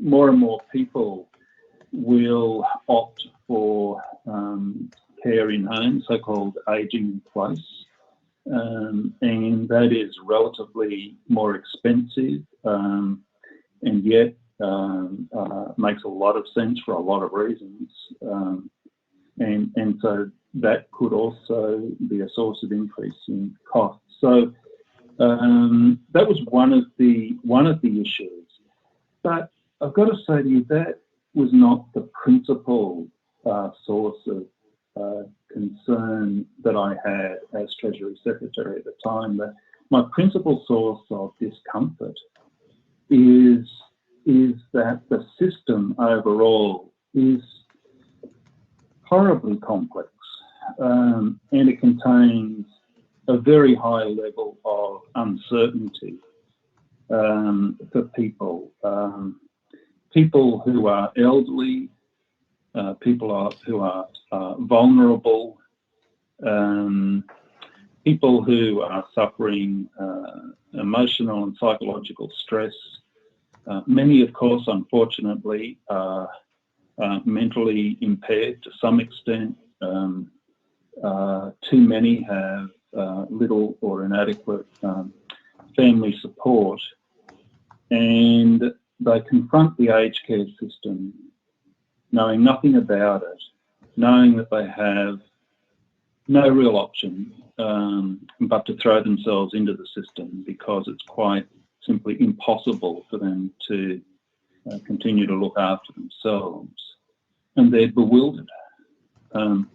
And for many of them, it will be the most important financial decision they ever take.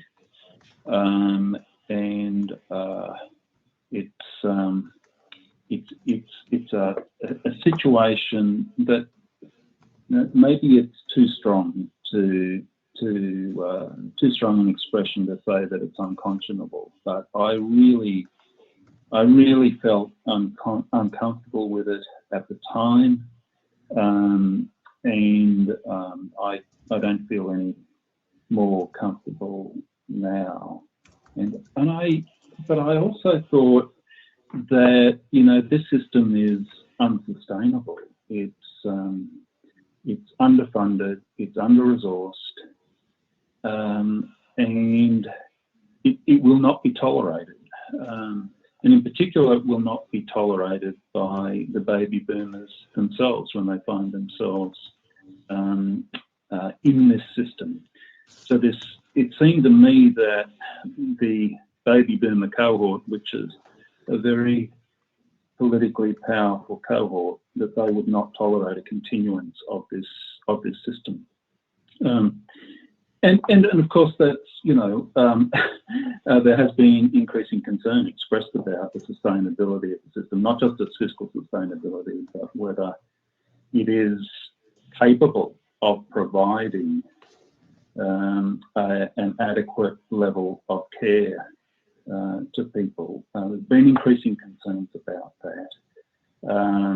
And of course, by the time that we got to work on the tax review, the government had initiated a productivity commission inquiry into aged care and so on. So it's not as if there wasn't a response. There was a response, but those were the things that about which I felt quite uncomfortable. Thank you, Dr. Henry.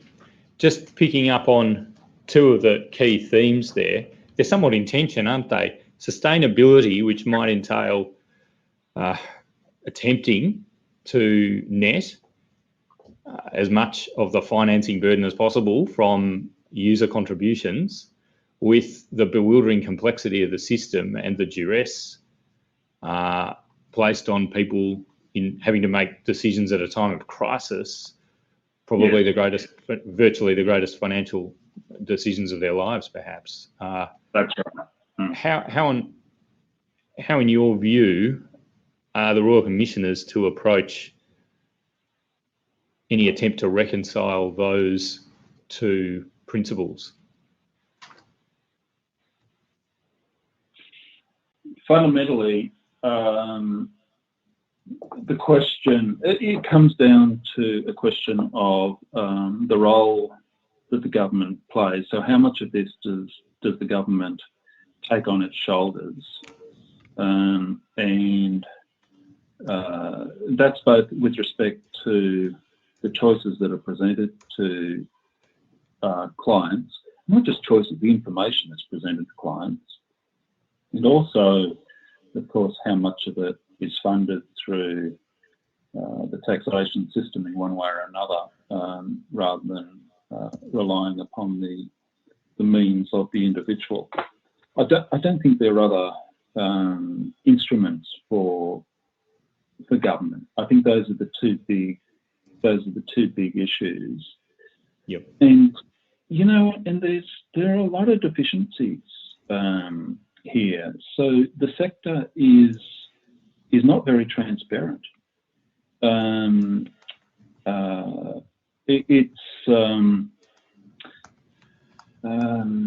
mean, we, as a client of the system, you wouldn't know the relationship between what you're paying for and how much it's costing the provider.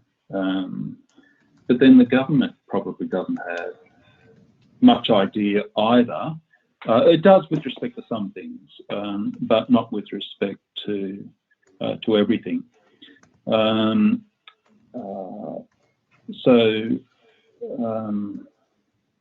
there are, you know, what economists call information asymmetries here that prevent or make it very unlikely that clients are going to make the right choices. And how could they know? So information and transparency of information is, I think, quite important, very important. And then the government deciding those two things, what choices really are available for people, and how much the government is going to fund. And if my thinking has changed on anything over the last 10 years, it's really mainly on the choices. When we were writing the tax review, we had the view that making the system more transparent, better information for clients, allow clients to make better informed choices, that would lead to better outcomes. But you know, thinking about it now, I wonder whether we were not expecting too much of people's ability to make rational choices in what is inevitably going to be quite a bewildering setting. And so anything government can do to simplify the choices for people through information or even through the way that things are packaged up for individuals, I think that would be quite important. Thank you. Now I want to go to your financing ideas.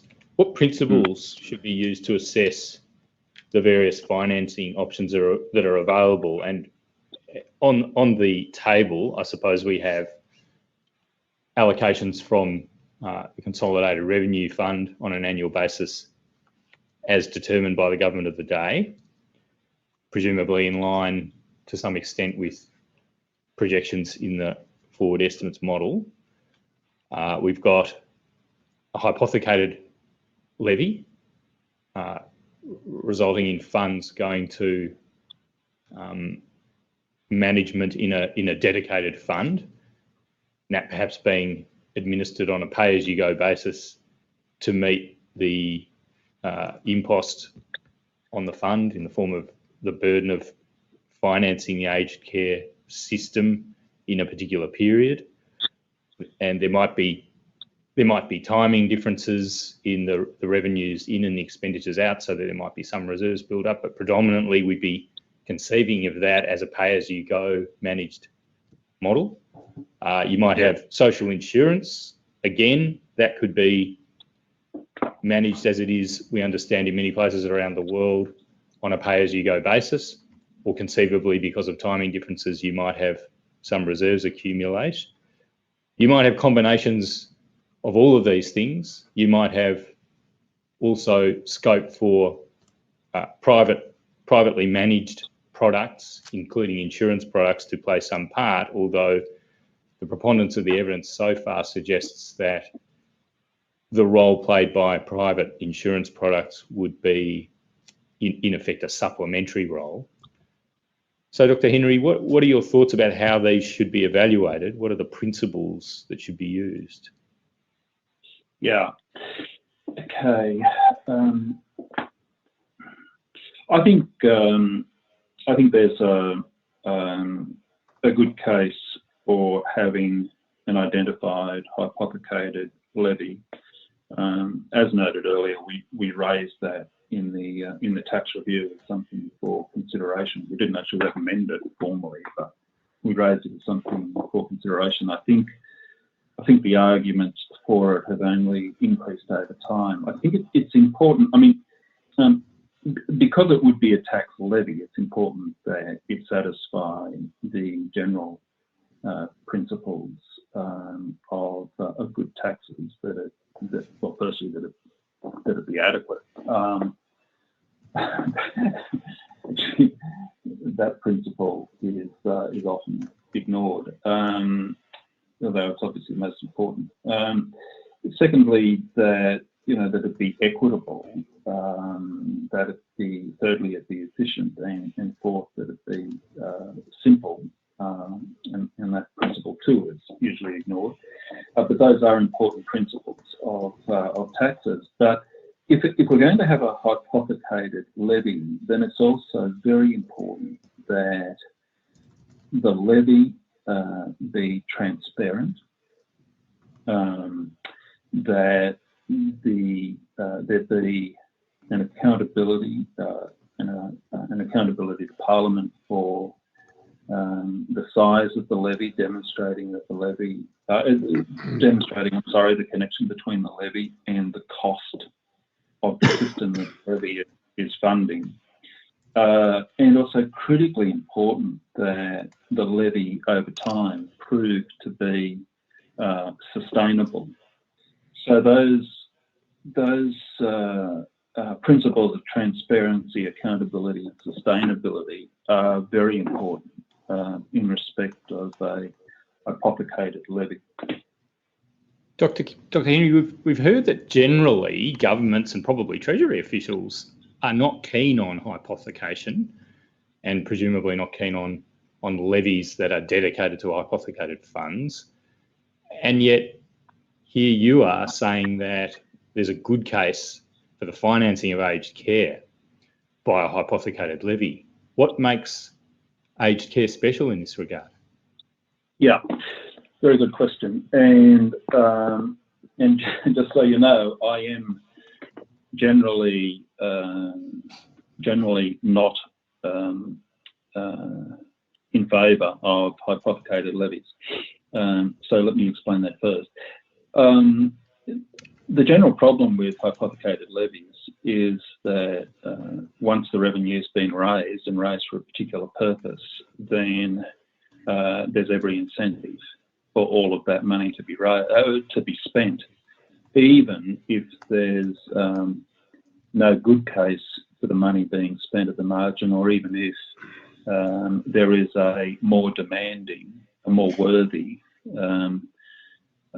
spending need somewhere else, somewhere in some area of government activity that's not related to the levy. So that's the general reason for not being in favour of hypothecated levies. So more or less, it ties the hands of government in a way that's likely to lead to suboptimal outcomes with respect to government spending and suboptimal social outcomes, therefore. However, here we have a case where it pretty much wouldn't matter what base you used to support the levy, but let's suppose it's personal taxable incomes. For example, here's a case where we know that the government expenditure, for good reason, is going to increase faster than, at a faster rate than the tax base. So government outlays on aged care, for very good reason, will increase at a faster rate than personal taxable incomes in aggregate. And, you know, that's clearly demonstrated in the intergenerational reports, but we can see it happening under our noses. It's happening every day, and we can expect this to be the case for some decades to come. There'll come a time when this should not be the case, but for some decades to come, this is going to be the case. In that circumstance, there's a lot of rigour around the construction of the levy, and the risks of hypothecation that I referred to earlier are quite small. And the reason is that we know that at whatever rate the levy is struck on day one, it's going to have to be increased in the future. And the government will have to come to Parliament with a bill to increase the rate of the levy and to explain why the rate of the levy has to be increased. And so there's quite a lot of discipline on a hypothecated levy in the aged care setting, as there would be in disability support. But there are very few heads of government expenditure that, to my mind, satisfy the conditions for having a hypothecated levy. but aged care certainly does. Well, that's a reason for putting less weight on a potential objection to a hypothecated levy. But is there also something positive about? There is something positive, yeah. Okay, instituting one? Yeah, sure. No, thank you. Good pickup. Yes. No, so the positive is that because the government would have to come to Parliament and explain the reason why the levy has to be increased, the government would, on an ongoing basis, be explaining to the population the connection between the levy and the benefit that society is getting from the levy. And this is rare, you know. It's rare for the public to see the social benefit from their taxes. But here's a case where the government could demonstrate very clearly the connection between what people are providing by way of tax revenue and the enormous social benefits that come from the aged care system that they're supporting. Dr. Henry, that reminds me of something we heard yesterday from a Japanese professor, Professor Ikegami, about some of the reasons why social insurance for as they call it, long-term care or aged care was instituted in Japan, whereby Professor Ikegami spoke of, in effect, electoral acceptance, community acceptance of a greater burden because of the sense that they were receiving something in return, the institution of an establishment that would provide care for their loved ones and in due course themselves. Is there something of that flavour about what you've just explained to the Royal Commissioners? Yes, that is what I'm saying. Yeah. And is this about instilling confidence in the future at one level? It is. So does that help? Yeah. Does that help with investment as well? It's not just a matter of the community, but it's also a matter of the organisations. No, it does. If people have confidence that the levy is going to be there in order to support the fiscal costs of the government support for aged care, if they have confidence in that, then they have confidence that the system is sustainable, and they would have sufficient confidence to be able to take long-term investment decisions to plan for the future. And that would be true of individuals as clients thinking about going into the system at some point, but it's also true for providers. Providers would have greater confidence in respect of investment decision making. Yep. Yeah, Thank because you. they would have confidence that the levy is being structured in such a way that it will deliver an adequate level of care and will be adjusted as needed to ensure that that's the case. And that's missing from the present system. There's a tension, isn't there, in what you've been saying about the discipline imposed by the fact that because of the deteriorating dependency ratio, or that, I don't think you used that expression, but I think that's what you were talking about. Because of that, it'd be a automatic discipline imposed, whereby it'd seldom be the case that the levy was overfunding the program, at least for some time. There's a tension there between that proposition and the proposition you outlined to the commissioners about the adequacy principle, that the design should deliver an adequate stream of revenue to fund the relevant services. Now,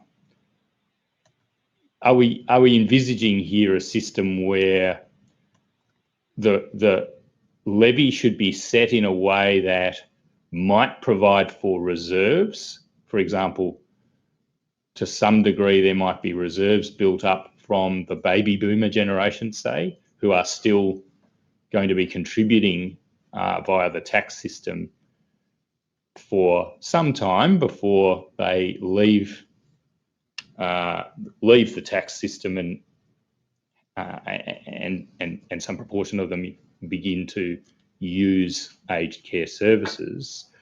Or are you thinking that the program should be run tightly on a very strict pay-as-you-go basis with no reserves being built up and in fact slightly underfunded and having to be topped up by general revenue? Or are either models worthy of consideration?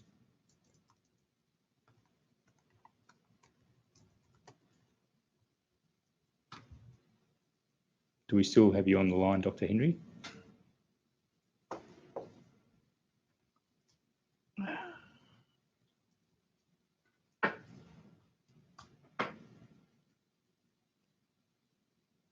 Might have lost the link, but perhaps if we could just stay in session at present.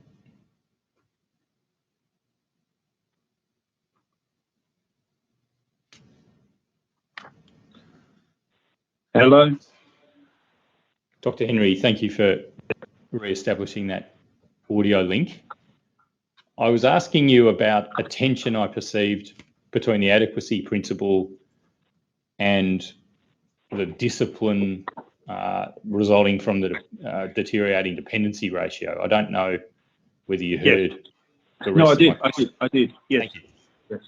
And you're right. And there is a tension, and it's a very positive tension. So this is precisely the sort of tension. Well, it is the precise tension that drives good policy outcomes. It ensures that the government does just enough and not too much.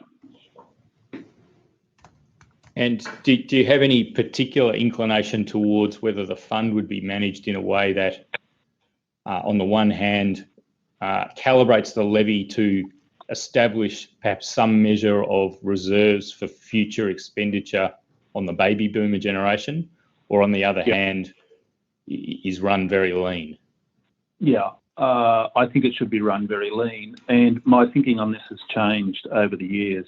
So 10 years ago, or certainly 20 years ago, I would have thought that there was considerable scope to pre-fund, to have a social insurance scheme or a levy, whatever you want to call it, would amount to the same thing, but something to pre-fund the fiscal cost of the baby boomer generation. And that, after all, is how the superannuation guarantee has been constructed. But I think it's too late to be developing such a scheme now. I think it would be intergenerationally unfair, because it would be saying to those who follow the baby boomer generation that you're going to have to pay for the costs of your parents and grandparents in aged care, and you're also going to have to pre-fund your own aged care. And I think it's enough that we ask of them that they, as workers, fund the aged care of their parents and grandparents. I think that's enough for society to expect of them. And they might even think that's too much, given the size of the baby boomer population bulge relative to the size of the subsequent generations. Yeah, that's the reason. Very well, thank you. We've heard in response to a notice issued by the Royal Commissioners to the Department of Treasury that hypothecation can have the effect of limiting spending flexibility and inhibiting government's ability to manage its cash flows.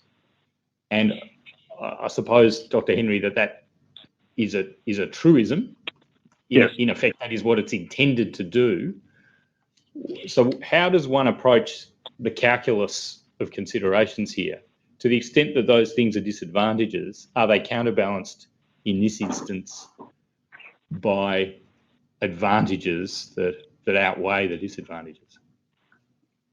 Oh, yes, they are. But I was making a slightly different point earlier, or at least I was seeking to make a slightly different point earlier, which is that suppose that we had, suppose there was no hypothecation, because aged care expenditure is the fastest growing component of government spending, if aged care is being adequately funded, then every year the proportion of government spending being allocated to aged care would have to increase. So without hypothecation, the proportion of government outlays going to aged care would be increasing over time. And so there would be a reallocation of spending in favour of aged care. And having a hypothecated levy just means that you understand that that's the case, and you are going to the Parliament and you're going to the population at large and you're saying, well, this is how much we're spending on aged care and this is how we're going to raise it. And for that reason, and so as I said earlier, you'd be increasing the hypothecation rate or the rate of the levy over time. And so for that reason, you're not actually, in respect of a hypothecated levy for aged care, you're not actually confronting the risk that is referred to in the in what you read out. The risk that you're allocating too much to one head of expenditure at the cost of other more worthy heads of expenditure. You're not confronting that risk. You would be confronting that risk if you designed a hypothecated levy for an element of government spending that you had no reason to believe was going to increase year after year after year. You would be confronting that risk. But in respect of aged care, that's not the world. The world of aged care is a world in which it is going to be increasing relative to other heads of expenditure. Now, in an extract of from your précis at paragraph 17 that we currently have on the screen, you've said that you've come down in favour of a hypothecated levy over social insurance. You've said so because it would be unfair to require this generation not only to meet that obligation, that is, yes, to make provision for future generations, but also to fully fund its own aged care costs. Yes. Through a new social insurance scheme. I beg your pardon, I've got that the wrong way around. It'd be unfair to require this generation not only to bear the obligation to fund aged care for the present generation of people in aged care, but also to fully fund its own aged care costs through a new social insurance scheme. My impression is that in writing that, you've had in mind a pre-funded social insurance scheme or a very substantially pre-funded social insurance scheme? That's correct. That's correct. Right. Yeah. And if it were the case that a social insurance scheme was run on a lean basis, on a pay-as-you-go basis, would your views be less emphatic, and would social insurance be a possibility alongside a hypothecated tax levy? Yes. Yes, absolutely. Yeah. Yeah. Now, I want to ask you a little more about private insurance options. And in your précis, you say at one point that people should be enabled to obtain private insurance to pay for a higher standard of care than is funded by government, if they choose and are able to do so. The current system of aged care, you make an assumption based on what I'm going to say, the current system of aged care is complex when it comes to the ability to, in effect, purchase additional care, because providers are funded to provide care as described in a schedule to a delegated legislative instrument, and they have to provide that care, and there's limited scope to find as additional services for add-ons to be purchased. Are you saying that, in effect, those controls whereby government has limited the ability to add to the care that can be purchased should be loosened, and it should really be, I suppose, more like the health system where one is free to purchase private healthcare if one wishes. Yeah, yes, I am, but with one proviso, and that proviso is that the loosening of those things does not disadvantage somebody else who's not able to purchase the additional care. Yes. So, yeah, provided that doesn't happen, then I see no reason for preventing people from using their own means, their own resources, their own wealth, their own income to purchase a higher level of care. And I hasten to add, lest I've left a misleading impression. It's always possible for a person of means to purchase any services they wish. It's just that it's complicated if they're receiving care partially subsidised by the Commonwealth in a residential aged care setting. Yeah. No, I understood. Yeah, I understood. Now, are the views you have on the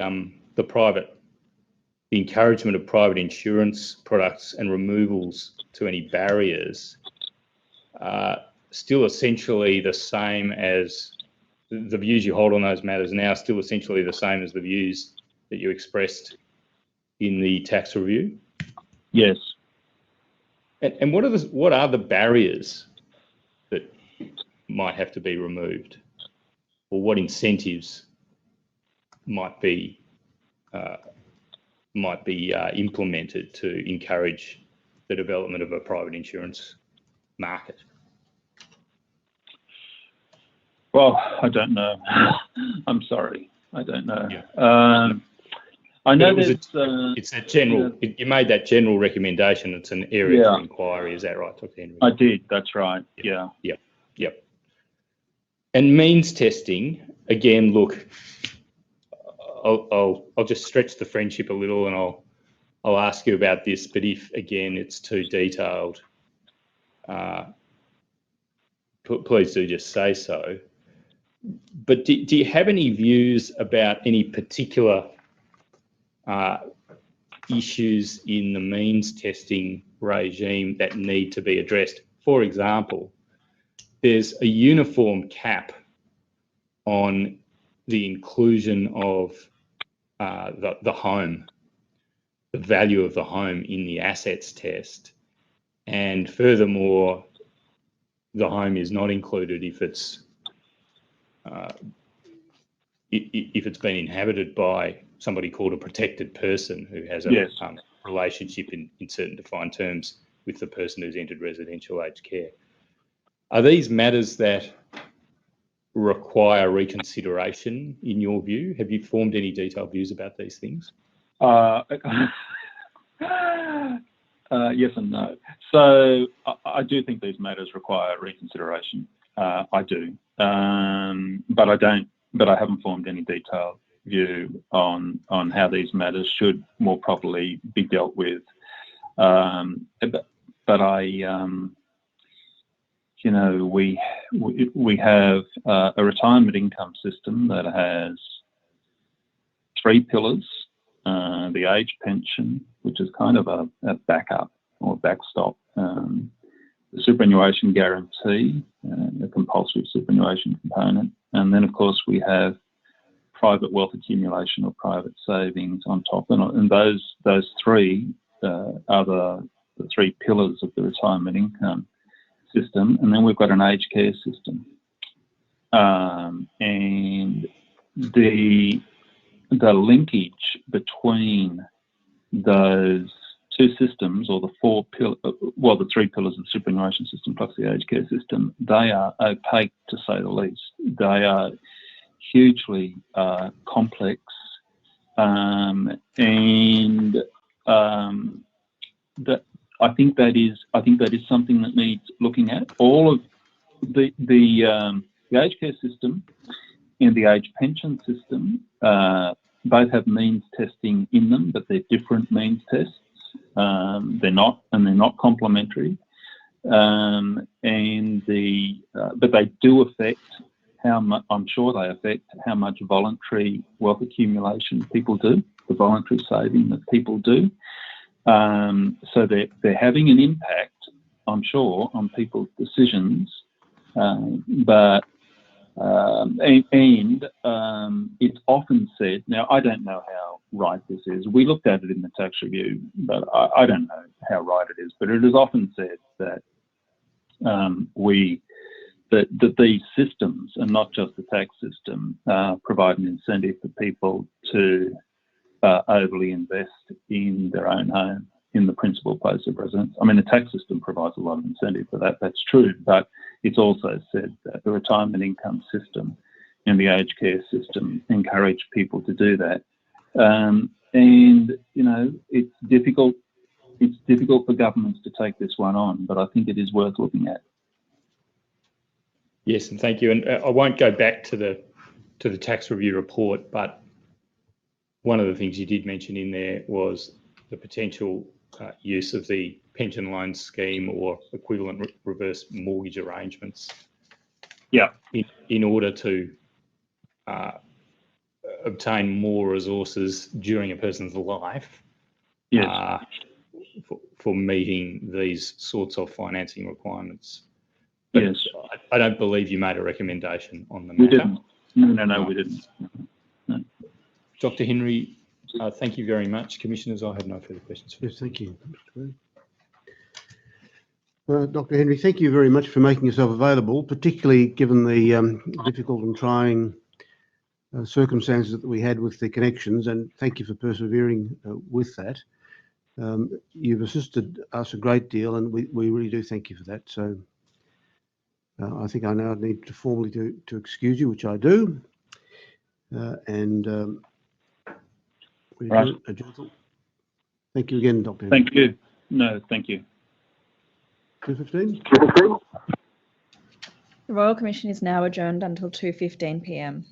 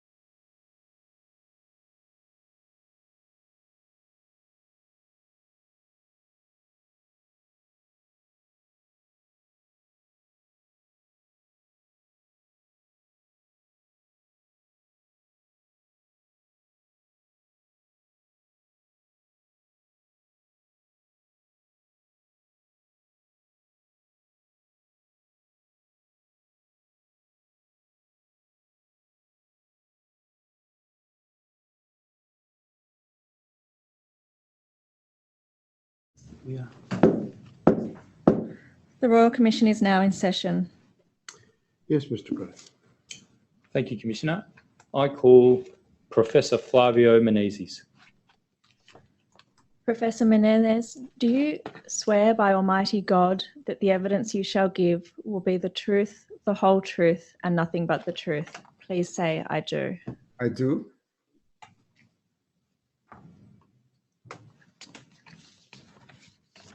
Professor, you are a specialist in regulatory economics and a professor at the University of Queensland. That's correct, isn't it? Yes, it's correct. Yes. And you happen also to be the chair of the Queensland Competition Authority, the QCA. That's correct. You've prepared a report for the Royal Commission entitled Price Regulation Approaches for Aged Care. I'll just ask that it be displayed, RCD 9999 0401 0079. That's tab 21 of the tender bundle. And Professor, this has already been tendered, but to the extent that you have knowledge of the facts stated in it and the assumptions that you've made, to the best of your knowledge and belief, they're correct, aren't they? And the opinions in the report are opinions that you sincerely hold? Yes, Mr. Gray. Thank you. I want to ask you some questions about your report and some general questions on the topic of the potential role of economic regulation of various kinds in aged care, and in particular, the potential role of forms of price regulation in aged care. Can I start by just asking for a brief summary of your experience, in addition to those roles that you're currently fulfilling, your experience in the area of regulatory economics? So I have over, I would say, 25 years of experience, both writing academic papers and providing advice to regulated companies, but also governments when setting regulatory policy as well. And this is both in Australia, New Zealand, and overseas. Thank you. And were you head of the School of Economics at the University of Queensland from January 2009 to January 2015? Yes, I was. Thank you. And were you also the foundation director of the Australian Centre of Regulatory Economics? Yes, I was. I want to ask you about the role of economic regulation, and I want to do that by asking, first up, when it is that you don't need economic regulation. Right. So we don't need economic regulation when markets are competitive. And the test of whether markets are competitive is an outcome-based test. So we look for prices that, for example, reflect the efficient costs of providing the services or the goods. Thank you. And is the theory there that if the market is competitive, then people wishing to supply a particular good or service and people wishing to acquire the particular good or service will, in effect, reach an equilibrium, and there'll be a price produced by a process of negotiation between the suppliers and the acquirers, and that will be an efficient price? Correct. And that's not only there'll be an equilibrium price, but that price has some special characteristics, and that price involves an efficient allocation of resources within the society. And can you just elaborate on that last point a little bit more? An efficient allocation of resources within the society. What's the mechanism by what's the mechanism as to how that is achieved by an efficient price? So if the price reflects the efficient cost of the services, that means that the individual who is willing to buy the service is paying a price that covers that efficient cost of providing the service. So if someone else wants to, if there's excess demand, for example, then that excess demand will result in an increase in price in that market. Right? And as a result of that increase in price, then additional suppliers will come to the market.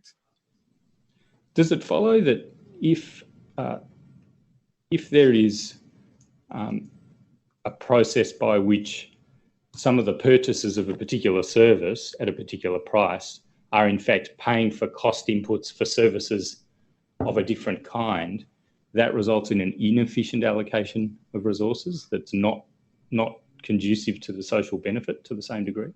It may. I mean, it may just by sheer luck that these other allocation turns out to be the right allocation, but often that's not really the case. Yeah. And you've defined price regulation in the report. You've got an entire section on it in section 1.2 at pages 6 and 7. We've got a copy of the report that has coded numbers on it, but I'll try to give both the native page numbers, page 6 and 7 in this instance, and the coded numbers 00, 84 and 85. And you've defined price regulation as the setting of maximum prices by an independent, from government, economic regulator based on efficient costs.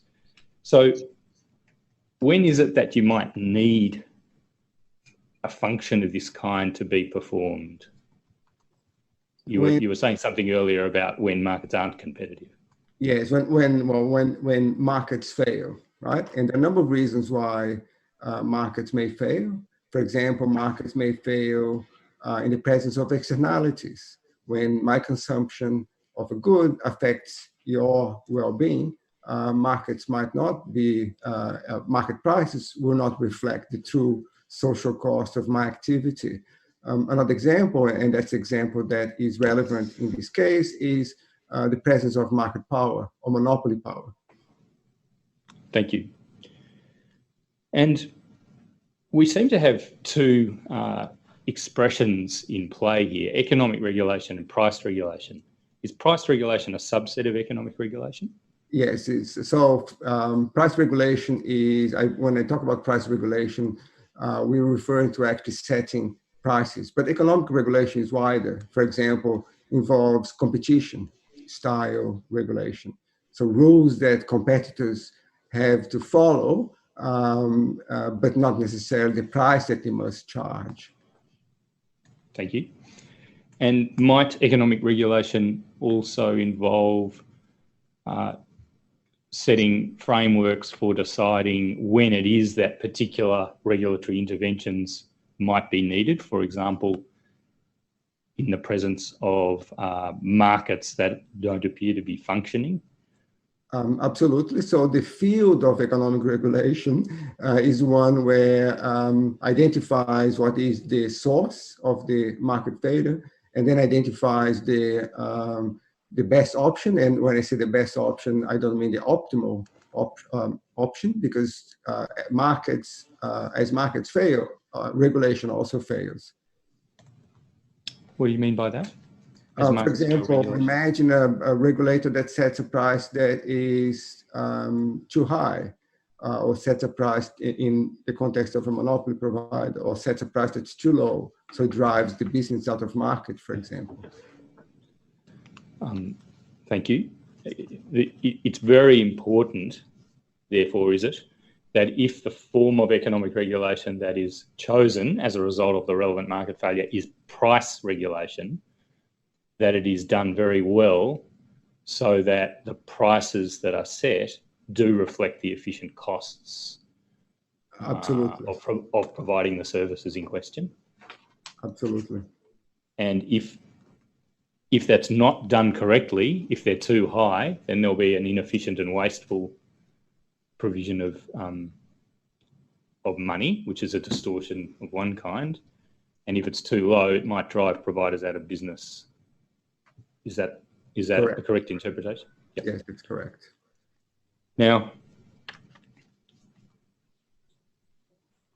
can I ask you about an issue that is very relevant to aged care, and it's the issue of distinguishing between price regulation on the one hand and setting levels of government subsidy on the other. And this is a point you refer to in the report. Can you please tell us something about the distinction between those two concepts, and to the extent that they're related in this context, could you explain something about that as well? Sure. I'll stick to aged care, where the government sets the prices, and by doing so determines essentially how much money is spending on aged care. And so I'll look at that as a kind of a conflict of interest, if you like, because the government at the same time wants to ensure that it provides high quality aged care, but on the other hand also wants to protect the taxpayer and charge lower price and set lower prices. Now, an economic regulator, in contrast, and I make that distinction, an economic regulator that's independent from government, but also independent from industry, right? Not captured by industry. That independent regulator's task is to set prices so that, for example, the service that's provided is provided at efficient levels, at efficient costs. And so the distinction is when you have an independent regulator setting prices, the government then is free to set the subsidy from a different process to reflect society's goals of protecting and providing aged care, but also within their sort of budgetary other budgetary considerations. Thank you. I'll just ask the operator to display the bottom of page 4, which is page 0082, the last bullet point. And the operator may be able to call it out and expand it so you can see it, Professor. Here there are these two concepts in play in the same idea encapsulated in this bullet point. And you say here, under price regulation, the government sets the level of subsidies to pursue its objective. And then you refer to some of the budgetary constraints and so forth that might affect the level of subsidies. And if subsidies are such that residents are not excluded from services at the regulated price, and then you say something else about that. Now, do you mean by this that there are two things going on here?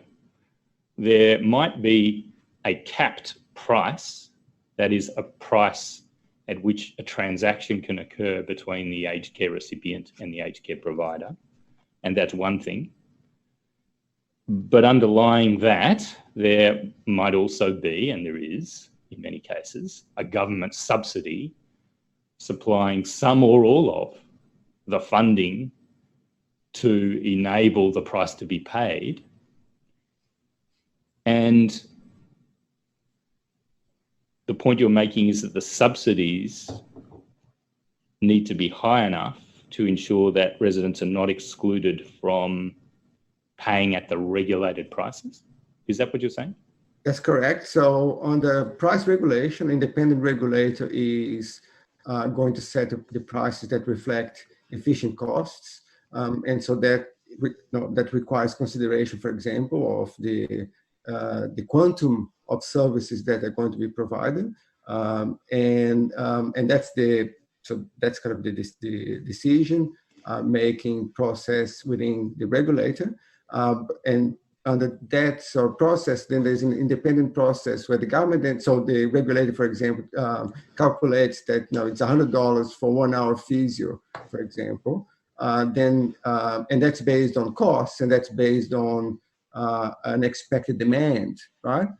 Then the government, on the other hand, has to decide how much of these $100 will subsidize, $0 to $100, depending on whatever objectives in terms of access and budget constraints the government has. And if we now go back to the end of the passage where you define what is price regulation, the very last thing you say in that passage is the independent price regulation process that you referred to a little earlier would allow the government to dissociate the funding decision on the level of subsidies, I'll just skip some words, from the determination of consumer prices that ought to reflect the efficient costs of the services being provided. And that's an encapsulation of your argument for an independent pricing function, is it, Professor? Correct, absolutely correct. Yeah, and it's to avoid that, what you described as that conflict of interest. Absolutely, yes. Now, when it comes to the particular services which are priced in this system and for which, in accordance with the principles of efficiency that you explained, we want to ensure that those prices are reflective of costs, you say efficient costs, we need to actually focus on each service by service, don't we, to consider the extent to which government policy is to either fully subsidise or partially subsidise or not subsidise at all the payment of that price. Is that a fair summary of the task ahead? Yeah, the task ahead is, I'll describe it as looking at the types of assistance that are provided, and then for each type of assistance, then the task of the economic regulator is to identify where is the failure, what's the why is there a need for intervention, and then the second part of that test is to determine what is the best way to intervene. Okay, well, can we tackle it this way? Because I'd like to get you to explain in a little more detail all that analysis you've done of the existing system. Sure. And you've made assumptions that assistance that will be given will continue to be separately considered in the following categories: daily living, in a residential context, daily living, care and accommodation, and daily living I think you've also referred to as hotelling. And we can talk about home care later, but let's primarily focus on residential care. And you made an assumption that the services in those categories that you've just described as modes of assistance will continue to be separately considered. Is it important that the prices that are set in respect of those groupings of services reflect efficient costs of providing those services for the reasons you explained earlier? Sure, absolutely, yes. Yeah. And it's undesirable that there be cross-subsidisation from revenue earned by prices for category of service A over to the costs of category of service C, because that would endanger the economic efficiency of the arrangement. Correct. And there are other complications, but yes, absolutely. You wouldn't be able to guarantee, I think that's the best way, perhaps a better way to describe, you wouldn't be able to guarantee the efficiency of the allocation. Thank you. So you've created a diagram on page 9 of the report, and it's probably worth going to that for an overview. It's 0087, I believe, and it's in horizontal format. Yes, thank you. And if we look at this is a handy high-level description with aggregate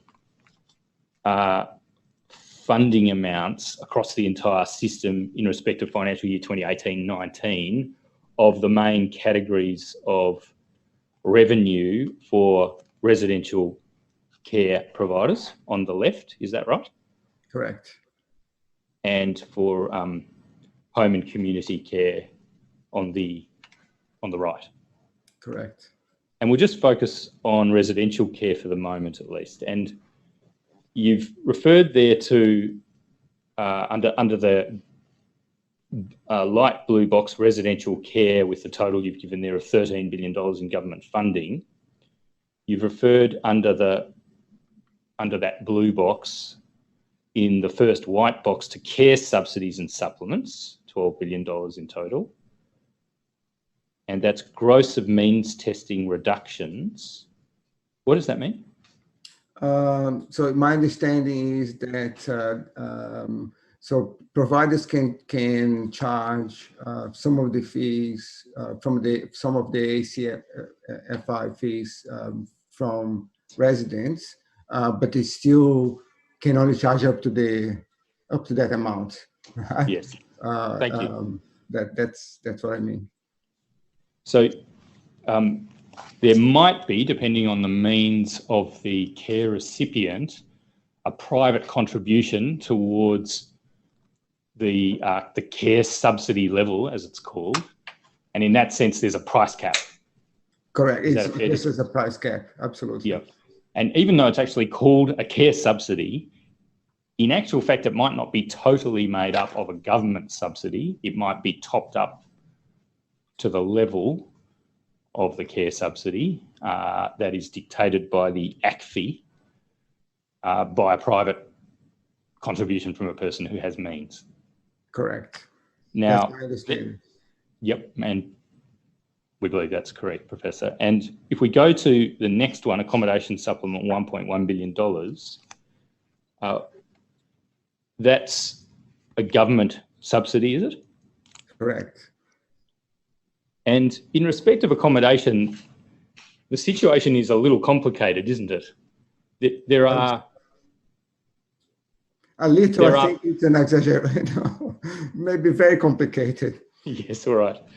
There are, perhaps it's easiest to describe things in terms of cohorts of people. There are, amongst the entire population of residents of residential aged care in Australia, there are three cohorts in this sense. There are people who are fully supported by the government on a means-tested basis. And in respect of those people, the government pays to the residential care provider what's called the accommodation supplement. And the provider cannot charge any more than the level of the accommodation supplement in respect of that person's accommodation, correct? Correct. And then perhaps the easiest category to consider next is people who are totally unsupported by the government. On a means-tested basis, they have to pay all of their accommodation on their own. They are not protected by a price cap in the nature of the level of the accommodation supplement, but there is a mechanism by which they are partially protected. I'm using that word protected in a loose sense.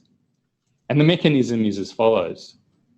If a residential care provider wishes to ask that person for a refundable accommodation deposit of over $550,000, the residential care provider must have first approached a person called the Aged Care Pricing Commissioner for a waiver of that limit and to have received the permission of the Pricing Commissioner to charge a higher amount or to receive a deposit of a higher amount. Is that a fair summary of what you've distilled here? Correct.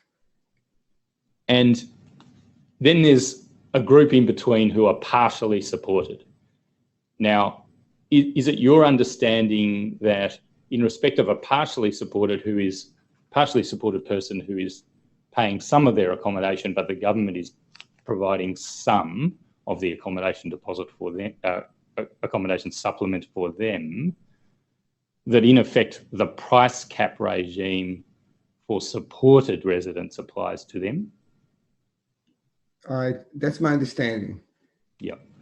And you can just take it from me that there's quite a substantial number of people who are fully supported or partially supported, and we might roughly assume it's in the nature of about half of the resident population. Now, the next category is living expenses, and the intention here is that, generally speaking, there should be no government subsidy for living expenses, although some people are pensioners and they may be paying from the pension. Is that right, Professor? Correct.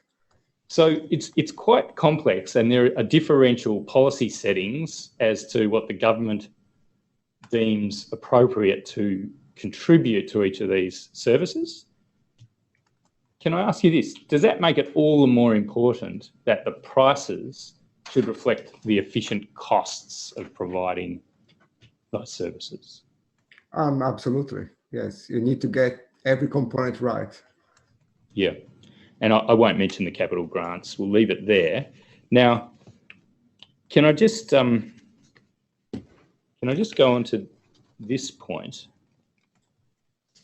The basic daily fee, which is the fee for living expenses, it's got that name, basic daily fee, which you've included in the schematic in the box just to the right, connected by a line going to the right from living expenses.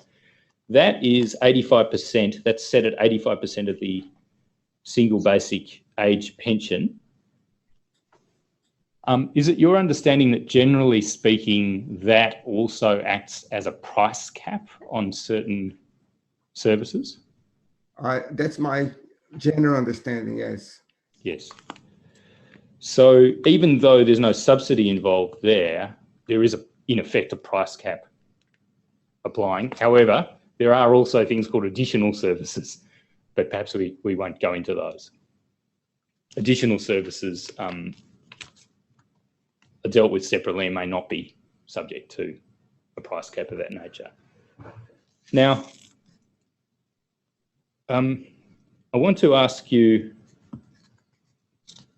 about how one might approach the regulation, if needed, of any of these categories of services. And you've gone into this in a great deal of detail in the report, of course. But could we start with the daily living, the one I dealt with last, the living expenses, or the basic daily fee for living expenses? And Professor, I think it's a fair summary, isn't it, of your report that you say there is a good case for price regulation because of, in effect, market failure concerns about living expenses and the basic daily fee in the context of residential aged care. Is that? Yeah, I mean, correct. And can I elaborate? Of course. I think the point I make in the report is that once there might be, and we can certainly debate whether or not there is competition at the point of entry, but once a resident enters a home, that relationship between the potential competition to impact prices, reflect prices that reflect efficient costs, that link is gone, right? And so from that point onwards, I think it does make sense, essentially due to market power. And that form of market power that you're most concerned about there, it's particularly acute, is it, because of the difficulties in asking an older person to relocate from a aged care home that they've moved into, and therefore they shouldn't be exposed to unregulated daily living fees. Once they've moved into a home, they should be protected by regulated daily living fees. Is that the point? Yeah, exactly. The point is that once a resident is in a home, for a variety of reasons, it's very difficult to use the threat of move away. I mean, if you can think in those terms, the threat of move away from home, that would be the countervailing power that a resident would have. That power is very limited because in practice, residents are very unlikely to move from a home. And just to, I mean, many people listening will be very comfortable with all of this language, but market power in this context is the power of the residential aged care provider to influence the transaction between the provider and the care recipient in an anti-competitive manner, is it?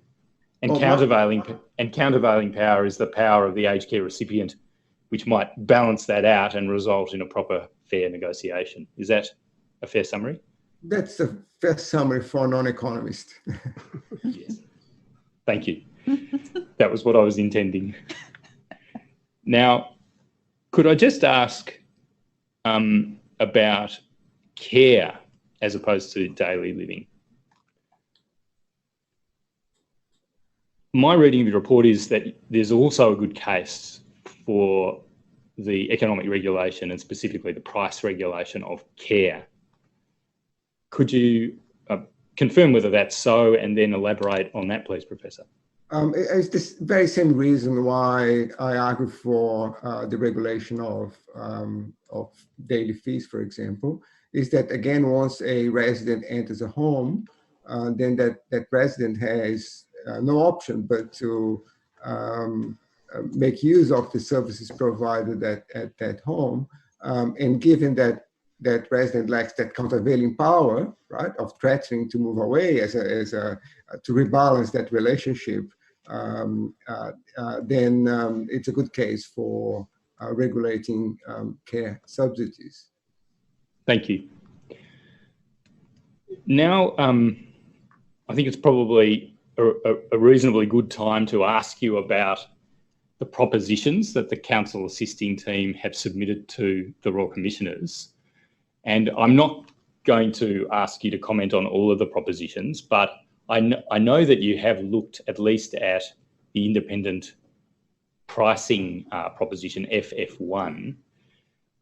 We could bring that up. It's tab 111, please, operator. But Professor, you've said in your report, and indeed we went to it very early in the course of this examination, that an independent pricing body would assist to resolve that conflict of interest, as you put it. Is our proposition FF1 consistent with your ideas for how such a pricing function could be performed? Have you had a chance to consider this, and do you have any corrections or improvements to make? Well, my only suggestion is, as we discussed earlier, is that economic regulation goes beyond pricing. And so I would argue for an aged care economic regulator, and for the lack of a better description. Yes, and when we go to, but in substance, what we see in FF1 accords with the opinions you've formed, at least as regards the price regulation of daily living and care in the residential context. And it would be, this is a useful mechanism for regulating prices on those services? Correct. Thank you. Let's go to one of the broader functions in which we on the council team are proposing to the Royal Commissioners that this authority might be able to perform. It's FF4, and it's the identification of markets that in effect are failing, to use your expression. FF4 is titled Thin Markets, Funding Arrangements in Thin Markets, and you'll see there that there are propositions that involve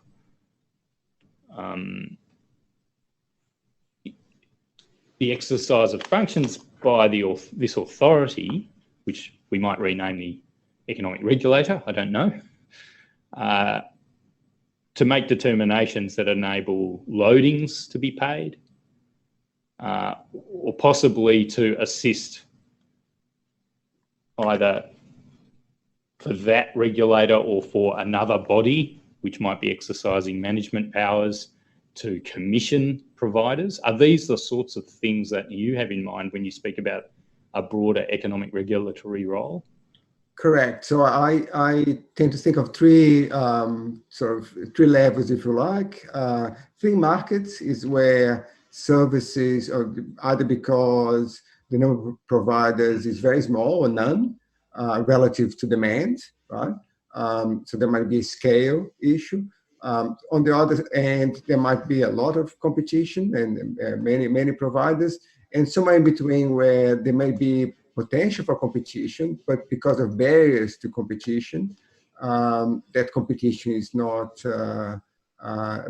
effective, right? And so free markets would be at the one end of that extreme of that sort of a continuum of cases.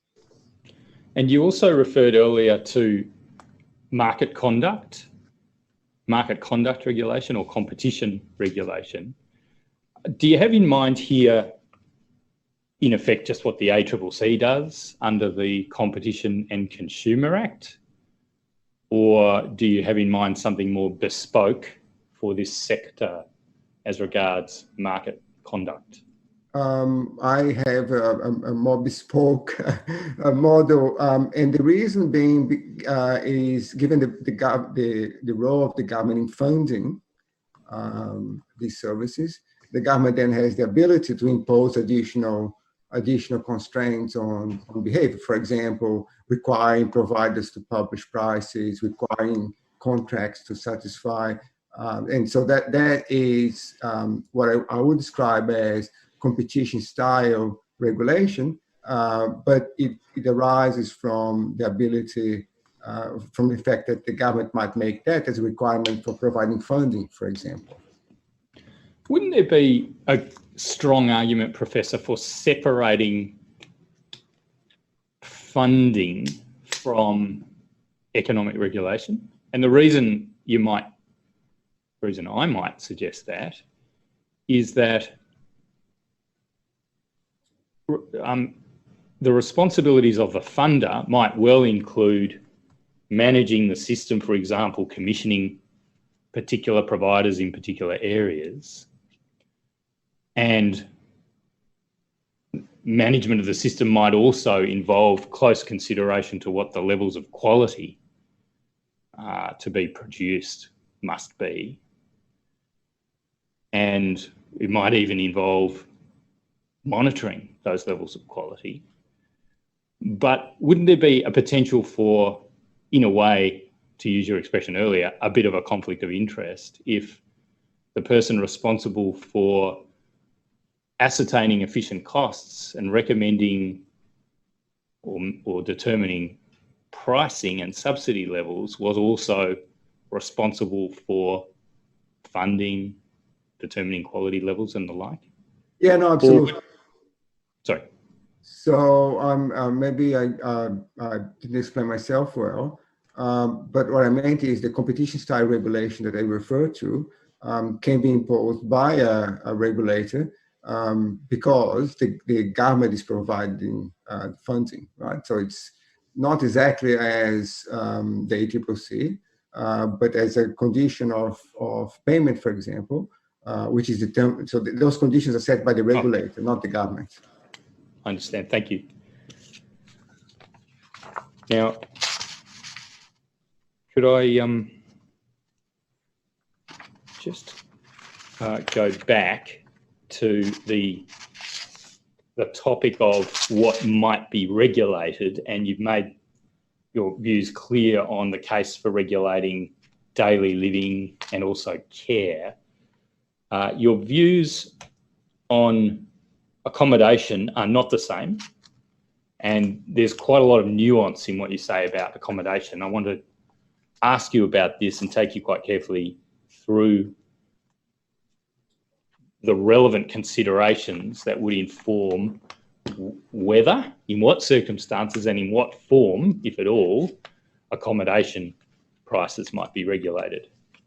The first thing to note, Professor, is, and you've elaborated on this in detail in the report, but it's convenient to go to the key messages at page 4. 0082, you've started in the middle of that page making some points about factors that bear on the residential setting. And you've said in the bullet point commencing the potential gains from setting prices.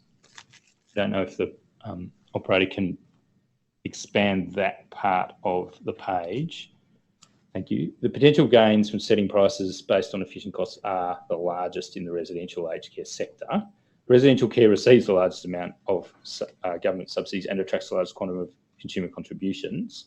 The next point you make is in effect about market power on the side of providers.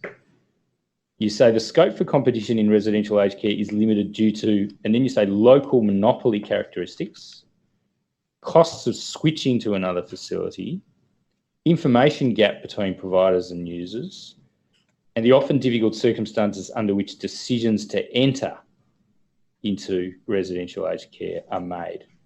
Now, with the exception of the costs of switching, which I take to be a reference to the topic you've already explained to the Royal Commissioners, all of those other things do suggest that there's a good deal of market power on the side of residential providers at the outset. On the topic of whether a resident is constrained to take what they're given and to move into a residential care home. And all of those things seem to bear on the point of time at which the person who needs residential care is making the decision to enter a particular home. And what I want to ask you is, why isn't it the case that all of those factors lead you to the conclusion that there's actually a case for the regulation of accommodation prices? So there are two characteristics two tests that need to be met. So one is to have market power, and as I argue, for a variety of reasons, they do have, and I'm talking about homes, do have market power. The second characteristic is the ability to exercise that market power. And so my doubts about whether or not is best to have price regulation accommodation relates to essentially that second part of the test, the second limb of the test, the ability to exercise market power. And I noted that for two reasons. I noted that there's excess capacity. So there might be, in some geographic location, there might be an issue of both the having market power and the ability of exercise market power. But you don't make price regulation based on a small number of locations or a number of locations. You make that for all locations, right? And so the lack of ability due to the existence of excess capacity. And the second point is that the government has other levers. The government has, for example, as you mentioned before, it sets the price, the maximum accommodation bonds. It sets the interest rate that converts bonds into payments. It sets approved places. So the government has other levers that can use if there is a competition issue. So what I've done is a sort of a benefit cost, if you like, analysis of introducing price regulation in accommodation. So the benefit, as I said, is questionable because I'm not sure about the ability to exercise market power, for them to exercise market power. So there might be some competition at the entry point, but then note that once they enter, then my argument, there's no question in my mind that that there is absolute both the ability, both the power and the ability to exercise market power. So the benefits again are uncertain, and the costs of regulating accommodation are going to be high, right? Because it's a complicated, it will be a complicated exercise. Yeah, I understand that. So two things. You've said there are some circumstances in which there's not only going to be the existence of market power, but there will be the ability to use it. And in particular, you mentioned the example of places where supply is constrained. And currently, on average, the occupancy rate of residential aged care is now, we understand, slightly below 90%. But there are places where it's higher and places where it's lower. So there are places we can readily assume where supply is constrained. What's the proper approach in those places where supply is constrained? And you mentioned at the top of page 50083, when you've expressed your view that it's unclear, or you've said there does not seem to be a case to regulate accommodation prices, it's unclear that providers can exercise market power in setting accommodation prices when there is excess capacity. Assuming there are places where there isn't excess capacity and supply is constrained, it follows, doesn't it, that there is a case to regulate accommodation prices in those areas? Okay, let me take one step back and explain. So my usual approach is the do no harm, right? So I have to, in my mind, I have to make a positive case. Otherwise, I cannot support introduction of price regulation or any other intervention for that matter. And so the issue is whether or not, if there is, and I'm sure there are instances where supply is constrained, whether then we regulate the entire sector because there are places where supply is constrained. And I would argue that the government has other levers to essentially turn up supply and overcome that the shortage of supply, and that might be preferred.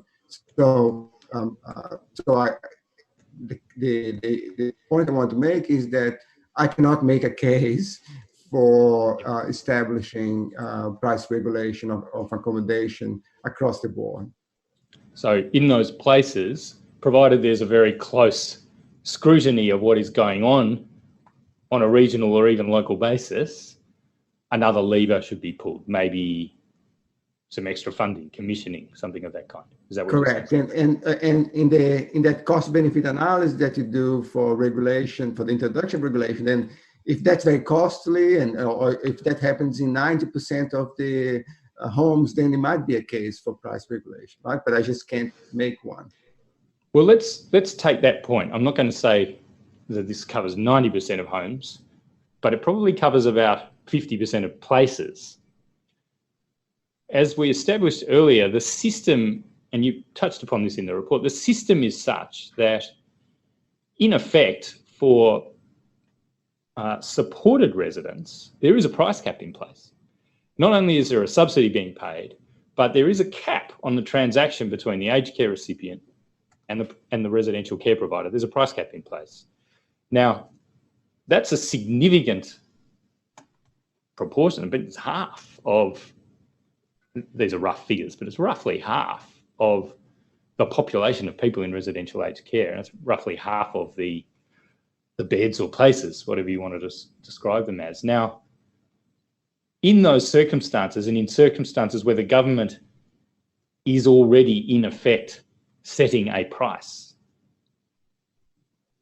how does that impact on your evaluation of whether there's a stronger argument for regulation of prices for other people who aren't supported residents? These are good questions, and there is not a right answer to your question, I'm afraid. But my answer is to say, well, there are 50% of the places are not constrained, and to me that suggests that imposing an instrument that's costly and often price regulation, it does sound like it's not magic. regulated prices by definition are not correct because there are no correct prices. And so there's always a risk also of getting prices wrong. And so that's kind of my argument. It's not perhaps a very scientific, it's a judgment argument rather than a science-based argument, is that I'll look first into other levers the government can pull to address these 50% of the places that are constrained.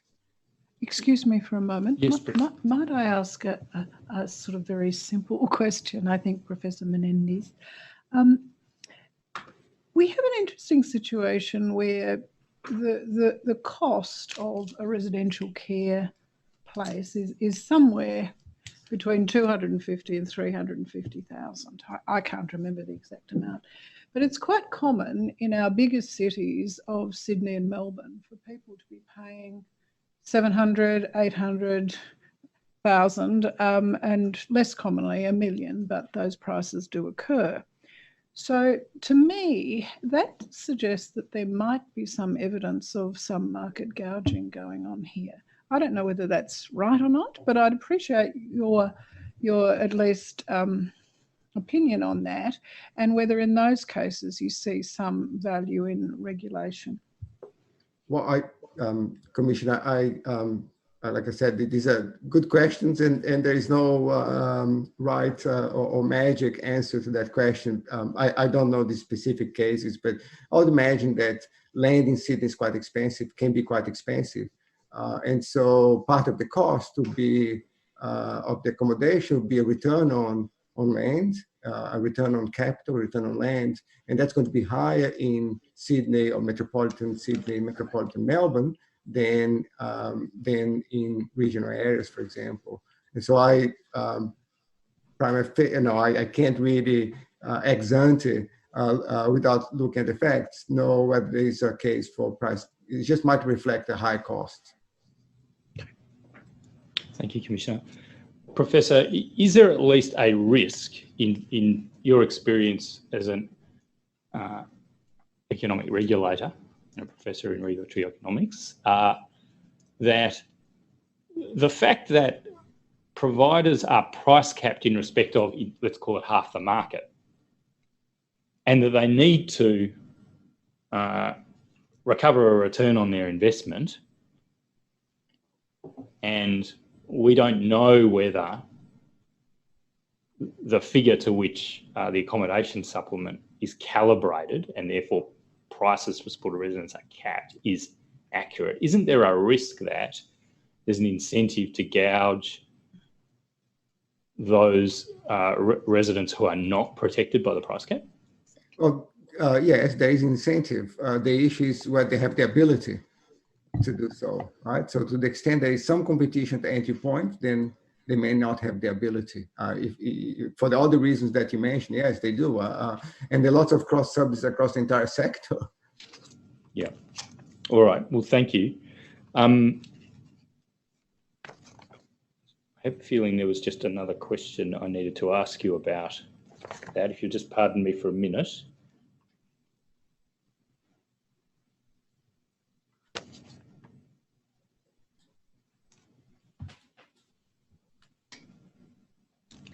Yes. Can I ask you about this proposition? Given all of those factors that I've mentioned, and understanding your position that you take the view that as an economic regulator, you need to, in effect, discharge an onus about costs and benefits. If one was to, in effect, reverse that onus and take a precautionary approach because of the various factors I've mentioned, including, very importantly, the vulnerability of the people making these decisions in a crisis with limited information and a hell of a lot of pressure upon them. If one was to take a precautionary approach, then there'd be a case for regulation of accommodation charges, I suggest. What do you say? Is it really a matter of where you place the onus? Very good question. I'm trying to my approach is still be to look at the best intervention. So is that price regulation, would that in that context, would that price regulation be the most appropriate, the most effective answer to that problem? And in my own view, given that I'm not convinced of the ability of the providers to exercise that market power, I would try to put emphasis on other types of solutions, what I described like competition style solutions in terms of price transparency, for example.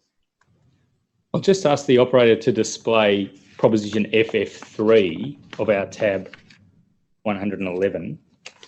This is in effect an encapsulation of the proposition I just put to you.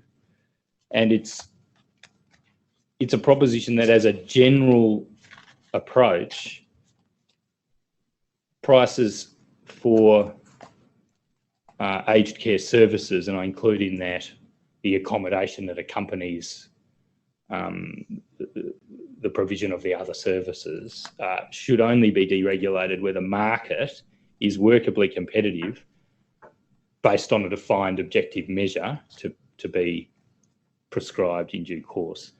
And any regulation of prices that providers can charge to people receiving aged care for ordinary cost of living, rent and additional services should be a function of the authority that I've been referring to. It seems to me that what you've said just now is somewhat inconsistent with this proposition, and that you'd put the onus the other way. Is that how you see things, or what do you say about this proposition? No, what I would say is that there are like in that spectrum of market conditions, if you like, from thin markets to effective, I prefer to call it effective competition. Within that spectrum, the issue is an empirical one where accommodation services, where does that fit in that spectrum, right?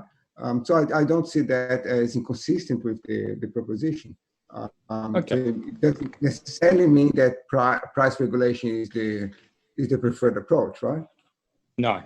Well, thank you. So this proposition still is appropriate in your view then, and it caters for your view about when to impose regulation and when not to impose regulation. Is that correct? Yeah, that's correct. I mean that let me call it the economic regulator would determine go to this process of identifying what the issues are and what's the best approach. It might be price monitoring, for example, in the situation that you just described about accommodation. Price monitoring might be a more suitable, given that maybe half of the providers don't have the ability to exercise market power. Thank you. No, that's very helpful.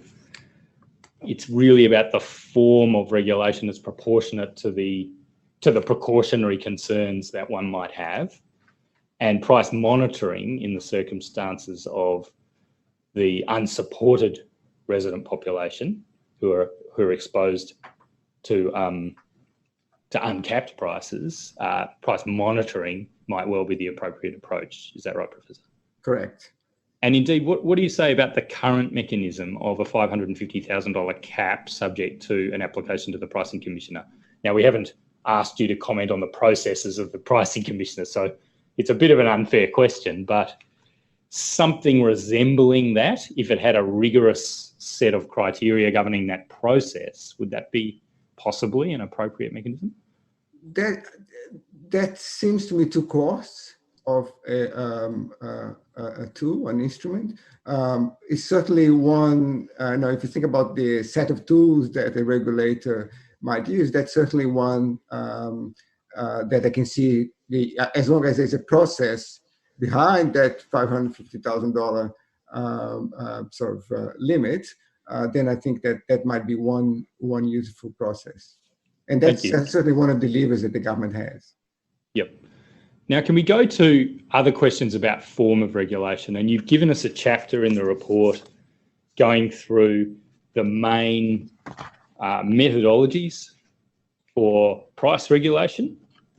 And you've spoken there of, amongst other things, rate of return regulation, and you've expressed some, in effect, disapproval of the adoption of rate of return regulation. Can you just briefly explain why that's not, in your view, an appropriate form of regulation? So modern sort of economic regulation is about incentives. So it's about incentives to invest, incentives to provide high quality services at prices that reflect efficient costs, right? And what rate of return, and I'm talking about rate of return in a sort of a stylized fact, because in reality, when these price regulatory regimes are applied, now they become a mix of different things. But in its stylized form, rate of return regulation essentially reimburses providers for the costs that they have incurred in last year, for example, right? And so if a provider is assured that that's going to have its costs reimbursed, this provider has no incentives to innovate, has no incentives to reduce costs, and so on and so forth. Yes. So in effect, if it's a matter of that particular provider merely submitting its costs and being compensated for those costs, that's got very unhealthy incentives. Professor, that's different, isn't it, from aggregated sector-wide information about costs being considered by a regulator in the course of a benchmarking exercise, for example?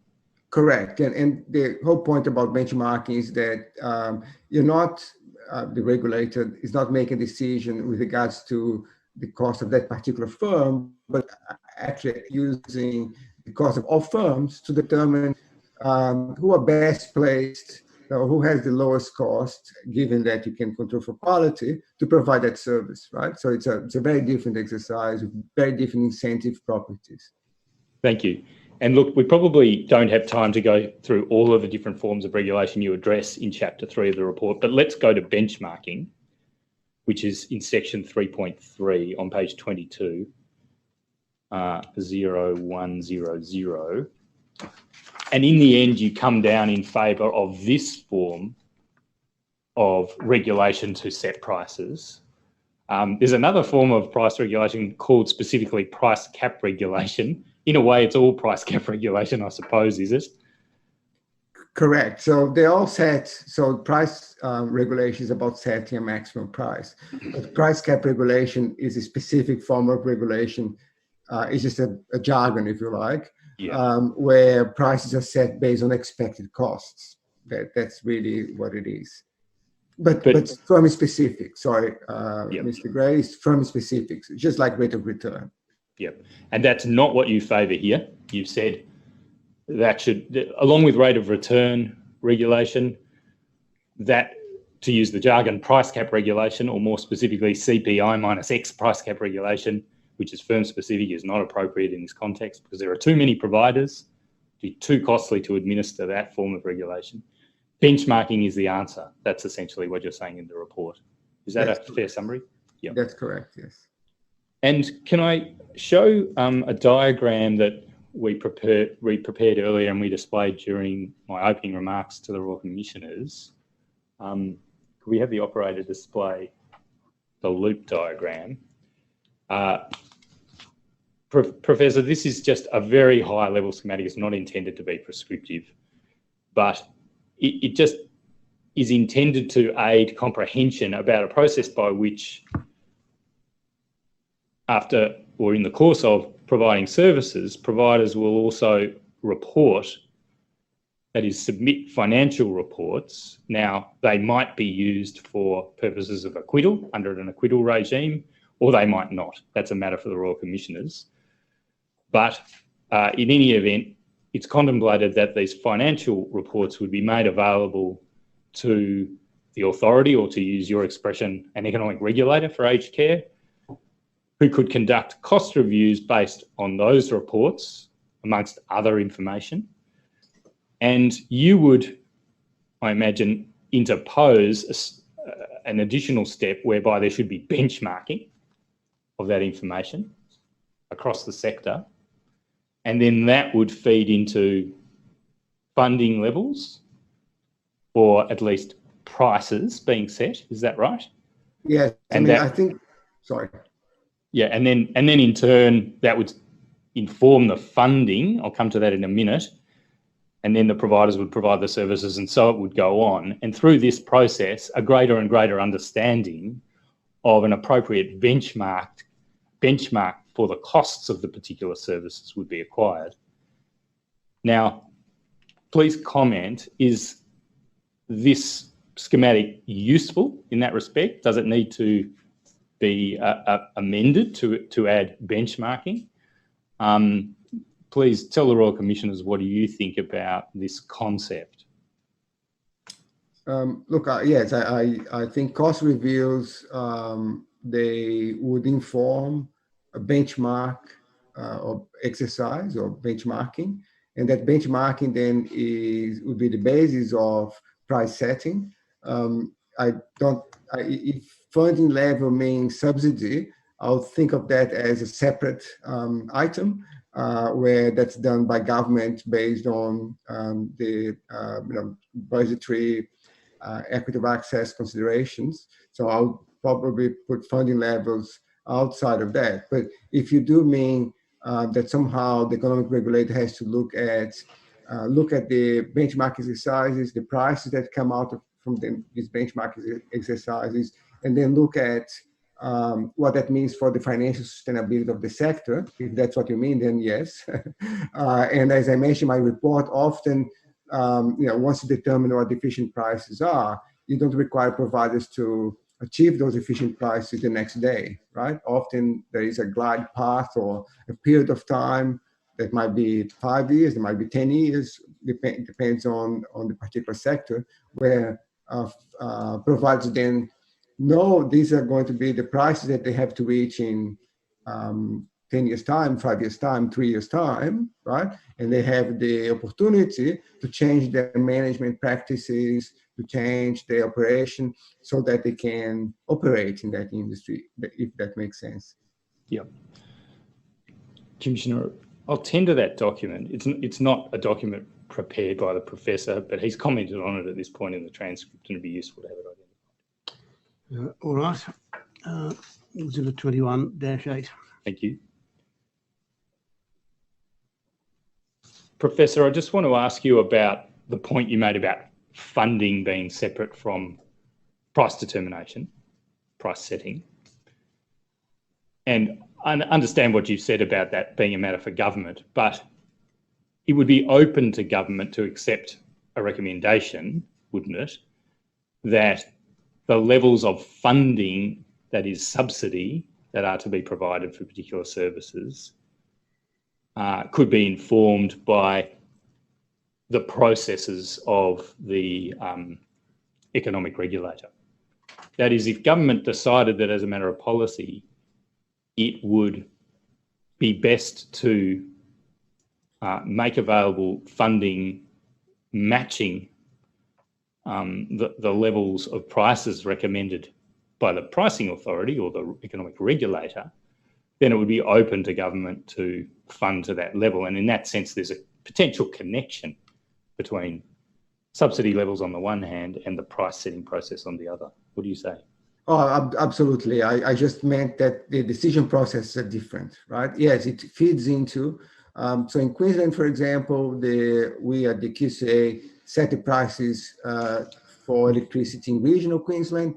The government then pays the difference, covers the difference between the price that we set and the costs that the electricity provider incurs in providing electricity. So these are very separate decisions. We are, as the economic regulator, we focus on efficient costs.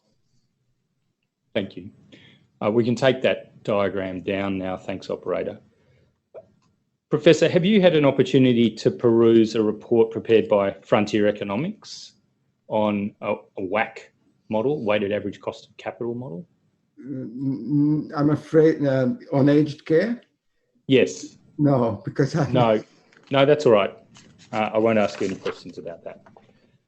Now, briefly on home care, you say you don't believe there's a case to regulate prices in home care. Can I just seek some clarification? In home care, under the current funding model with respect to the home care package program, there's a package constituted by one of 4 levels of money. You've also called it a budget. And it's available to be expended at consumer direction. That is, the package holder has some say. It's in partnership with the home care provider that they engage as to the expenditure of that budget. Now, what's happening here, I suggest, involves at least 2 relevant steps that might involve concepts akin to prices or unit rates for services. On the one hand, there's the generation of the budget. Now, in the current system, there's just, in effect, 4 rather arbitrary levels. But in a future system, there might actually be a more individualised budget able to be generated from an assessment of needs compared with perhaps a rate of, a schedule of rates, schedule of unit rates. That would generate a budget, and that's one step which involves something akin to a price for a service, namely the unit rates in the schedule. On the other hand, and separately, really, there's a transaction, a real-life transaction occurring whereby services are purchased with the budget or with the package, and those transactions, no doubt, either have an explicit price or you can put a price on them. Are you saying that there's no case to regulate the latter, that is the real-life market transactions? Or are you saying there's no case to generate a schedule of unit rates through any form of cost ascertainment and price review? Okay, let me try to be as clear as possible. So now my point, so the budget, that benchmark exercise that we're talking about is going to feed into that budget. So the budget, the government or regulator will determine those individual. So to build up the budget, if you like, right, we have to have regards to prices. We might have regards to market prices. For example, for some services, aged care might be a small fraction. Physiotherapy might be a small fraction of a wider market. So you can literally look at the market and observe prices. For other services, the benchmark exercise might be an input into that. So the budget process is separate from the transactions. What I don't think there's a case, so I wouldn't call the budget process a price regulation process. It's simply a process of using costs, information about costs to set up a budget. And then transactions, they're the ones that I don't think there's a case for regulation. Thank you. Finally, in your report, you mentioned an interesting possibility of a mechanism to add an uplift to benchmarked prices in return for or to incentivise the provision of higher quality services. And how would that work in your view? Would there be, in essence, say, an uplift if there was a greater provision of more skilled staff than required by the particular standards, or if certain other quality outcomes were met? Correct. So I think I mentioned in my report that benchmarking, and I have a particular model in mind where where prices are finer. So there are prices at the service level, and to the extent that these relative prices and they're inevitably not going to be right, and therefore the difference between prices, the relative prices, are going to be large, and there might be an increased incentive for trade-offs in quality. And so typically in these types of exercise where we have a price cap set through either benchmark or some other exercise, there's an issue of quality. And again, back to incentives, a common approach is to say, look, there is a premium, and I just said 10%, but that's really has to be modeled. There's a premium where you pay above and beyond what's the efficient price, and then again with a view that this is a transition, right? So you give time for providers to adjust this price. So you have an uplift, but that uplift is subject to achieving a particular quality outcome, right? That might be measured by the number of high-skilled nurses that you hire, for example. But I'm not a specialist, so you need to look into the clinical aspects to determine what's the right mechanism. And if the provider doesn't fulfill that, doesn't meet that threshold, then it might not get the uplift or might even be penalized, right? Thank you. Commissioners, I have no further questions. Yes, thank you, Mr. Green. Professor, there's only one thing I want to ask you about it, and that's the relationship between what you've called the economic regulator and the pricing regulator. The latter being, I presume, a much more narrow specific than the former, and yet quite a sensitive kind of tool. Is there? To what extent should the two be separate?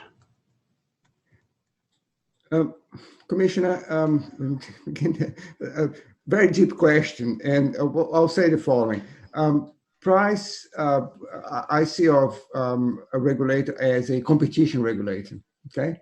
So a competition regulator that will look at the spectrum and under some circumstance, and we talked about them, the ability, the existence and ability to exercise market power, pricing, so setting prices will be under that sort of spectrum, on that side of the spectrum. There might be instances where price monitoring is perhaps the best reply. So my answer is I tend to think of pricing as one aspect of competition regulation.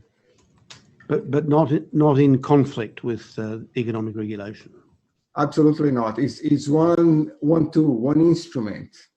Yeah, you may remember that in relation to the Trade Practices Commission, there was a long and strong debate about whether the Trade Practices Commission, as a regulator of competition, should also be involved in the protection of consumer protection.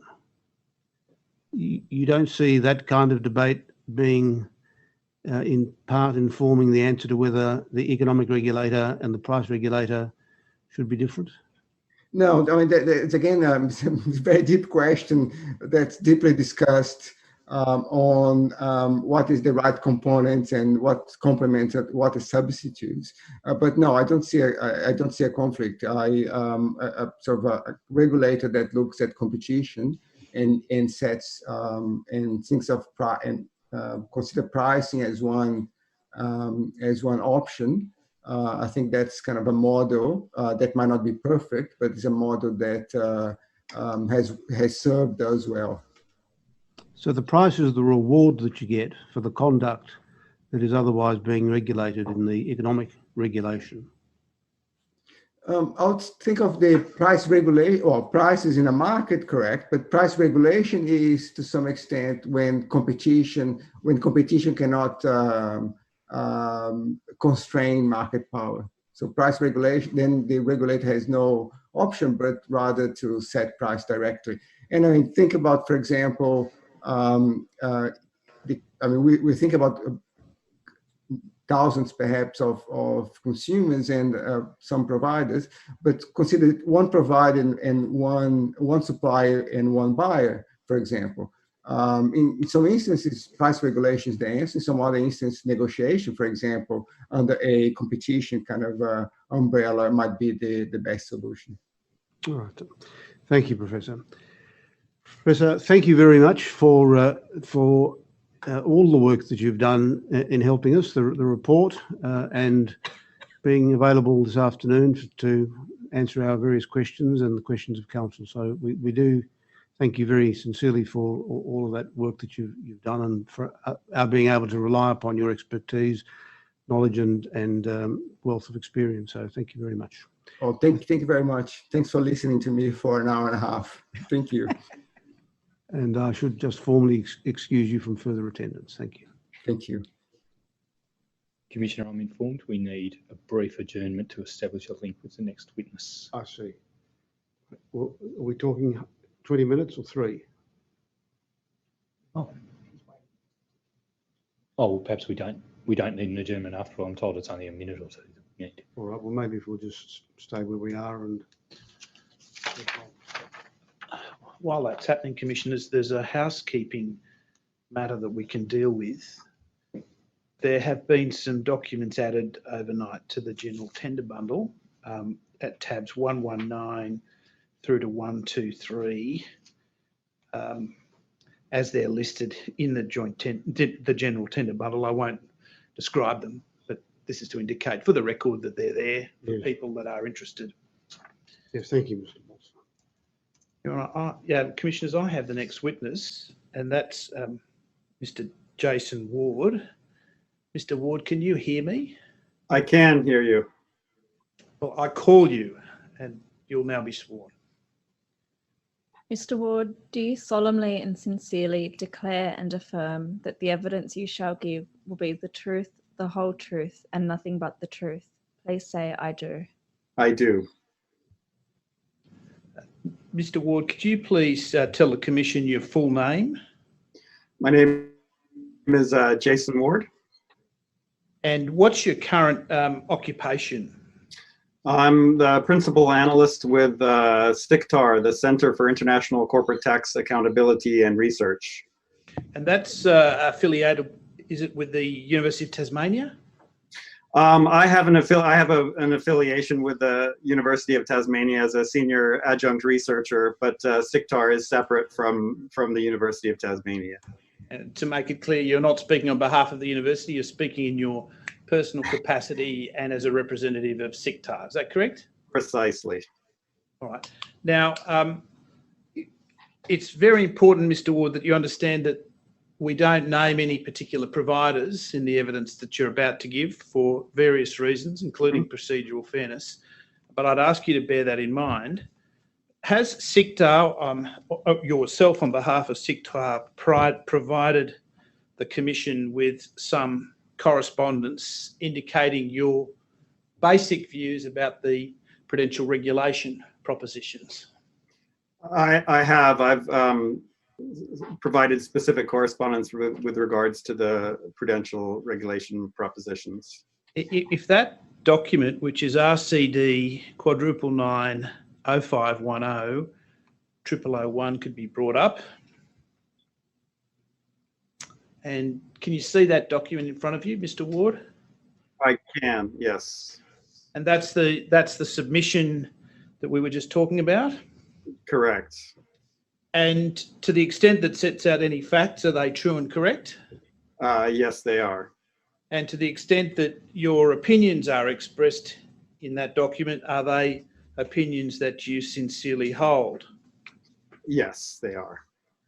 All right, with that out of the way, what does the Centre for International Corporate Tax Accountability and Research do? What's its mission, its purpose? Well, we look at tax payments and tax avoidance, tax minimization, and try to bring those issues to light and try to work towards reforms so that all entities are paying a fair share of tax and that we have money to fund adequately aged care, education, and other public services. So we've done specifically 3 reports looking at the aged care sector. Over what period of time have you been looking at the aged care sector?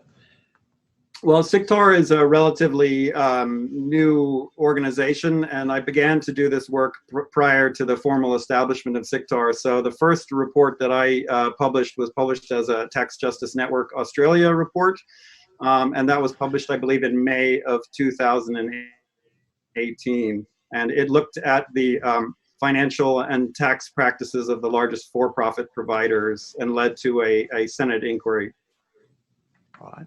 What's your practice for getting information about the financial performance, the accounts of aged care providers. So I take it from the purposes of publicly listed entities, it's relatively easy. Right. If we go down a step to non-listed for-profit providers that are corporations, how do you go about analysing their accounts? Well, from two directions essentially. One is from publicly available data from the federal government in terms of residential aged care funding. Sadly, that availability of that data doesn't exist in the format that it did up until fiscal year 2019. And then the primary source of information would be, to the extent that they exist, the financial statements, annual financial statements of providers as filed with ASIC for for-profit entities and with Australian Charities and Nonprofits Commission for nonprofits. So you have to go through the hoops of searching ASIC, obtaining ASIC reports, or going through the CNCC and through their website to get information about aged care performance. Yeah, is that right? Absolutely. That would be the primary source of information that I've based my analysis on. And I would say there are many. In the for-profit space, there are many substantial aged care providers that do not file any financial statements with ASIC. Can we start with a very broad question? It underpins the direction we'll be going with all the others. But what is, or what should be, the purpose of prudential regulation in aged care?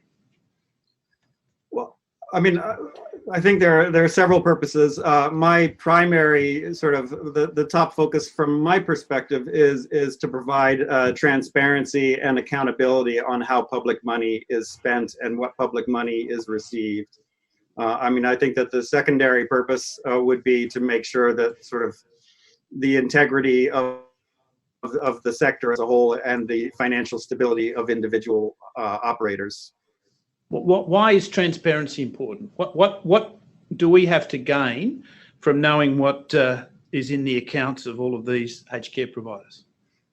Well, I think there are several reasons. I'd start with, we have a market-based system of providing aged care in Australia, as is the case in several other countries. And you can't really have a functioning market without transparency and public information. And then secondly, if an entity is receiving significant amounts, millions of dollars in public funding, I think that the public has the right to know how that money is spent and what's happening with it. And is it being spent on care, as I think the intent was, or is it being spent on other purposes? It's hard to say.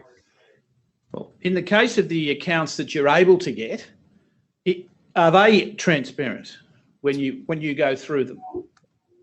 Generally, no. There's a wide variation in terms of what's reported. As I've said, some providers don't have any financial statements whatsoever. And then there's a huge range in terms of reporting standards within the financial statements that are available.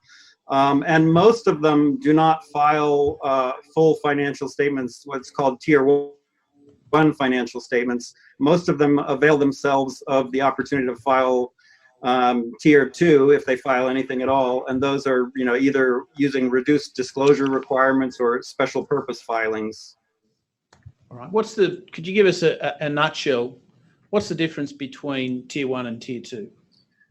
Well, Tier 1 incorporates the full range of Australian accounting standards and provides a lot more sort of clarity in reporting, and there's a lot more detailed points that need to be provided under Tier 1 reporting.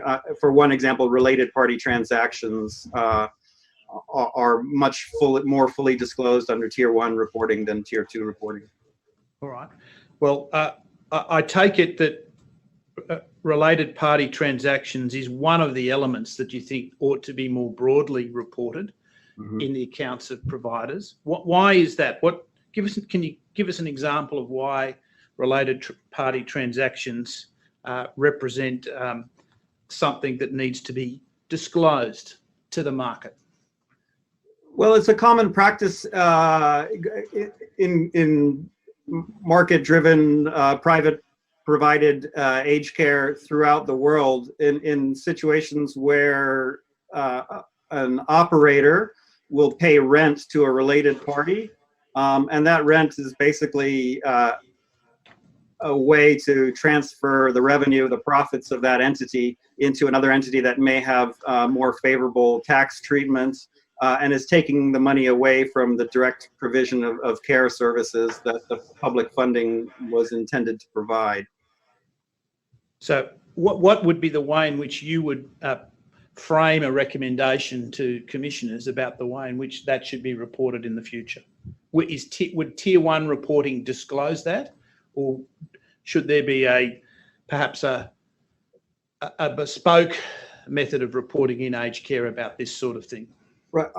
I do think that Tier 1 would be a major step in the right direction. I do think that there are opportunities to require more detailed and standardized reporting across the sector. And as one example, even for the listed companies, when they report information, it's reported on a consolidated basis. And so you're missing out on the transactions that are happening between related parties in that structure, and frequently with listed companies, the properties are owned by trust entities, which are treated differently. So even in a listed company, I think there's a lack of disclosure there in relation to those related party transactions. I mean, I can give you a specific example without naming any particular companies of transactions that I've seen in Australian aged care, where you have an operating company and its owners, let's say it's owned by a private equity firm, and the limited partners in that private equity firm are lending money to the operating company at an excessive interest rate.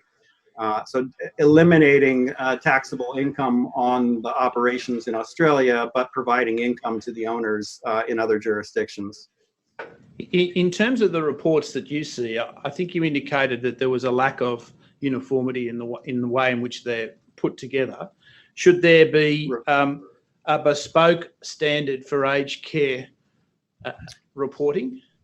I think that there should be. I mean, this is a sector that relies very heavily on government funding and should be held to a higher standard of accountability because of that. And one specific example on that, I mean, I've come across reporting where most entities, most operators will report government revenue as a separate line item, but some of them don't. And so the government funding is actually lumped into a general revenue, sort of mixed in with resident fees. And this is not these are not small entities, but there's different standards that they're using across the board. A minute ago, you referred to consolidation. At what level do you think that aged care providers should report it? At a segment level, at a facility level, at a provider level, or all three? I think elements of all three are really necessary. I mean, I think that you need to, the operating entity, the one that's receiving the public entity, needs to have its accounts available, definitely. And then I do think that there's a value in reporting at the facility level as well. And again, I think that's, if you want to have a functioning market, if you want to have consumers to be able to make educated, informed decisions, they need that information, perhaps not all of it, to be available to them at a facility level. And there are, standards for doing that. All right. You're on the record as saying, excuse me, that there should be a requirement to specify the number of key management personnel and provide amounts for total remuneration. What's your justification for that? Well, in the way that labor costs are reported in the financial statements, key management is reported as one figure, and in most cases, it's not even identifiable how many people key management includes. So I think if we want to have a clear reading on how much money is spent on direct frontline care and workers doing that frontline care provision, we need to have that separated out. Is liquidity an issue? Is that something that the market should know about in the reported accounts of providers? I mean, I think it is important. I'll have to say that the analysis that I've done has focused on both for-profits and not-for-profits on the larger side of the market, the biggest operators. And I haven't seen with any of those that liquidity has been a particular issue. But I do think it's important for the overall stability and safety of the sector that information is provided. You are also on the record as indicating that receipt of $10 million in federal funding should indicate the dividing line between Tier 1 and Tier 2 reporting. Why is that? I think that if an entity is receiving $10 million in recurrent annual federal funding, there is absolutely no argument that filing Tier 1 financial statements produces a regulatory burden whatsoever. I mean, I think you could probably lower that threshold. We were trying to be generous in terms of, recognizing that for some entities, additional reporting requirements can take some effort. And so I think part of the recommendation is also that, if you're below that level, you should, if you're not already, file Tier 2 reports. And we can certainly see a point at the bottom end of the market. We have small community-based providers with, one facility that might require additional assistance in order to meet a reporting requirement. All right. You say that small standalone facilities should be eligible for exemptions to file simpler statements. Is that what you're talking about? Yeah, I mean, I think that that an exemption is one possibility. I think a better alternative is actually providing material assistance in order for all providers to be able to file some form of accounts. Could we turn then to the prudential propositions that are the subject of your letter, and which, for the record, Commissioners, I have not yet tendered, and I do so now. Which are you, sorry, what are you tendering? The document RCD *990510001, Mr. Ward's submission on our prudential regulation propositions. All right, that's Exhibit 21-9. Let's deal firstly with PR4, which is about the outsourcing. Perhaps just before you go there, Mr. Ward, I haven't seen in your report any reference to the tax consolidation regime that were introduced a few years ago. I assume you are familiar with those provisions. Yes, in a broad sense. I see.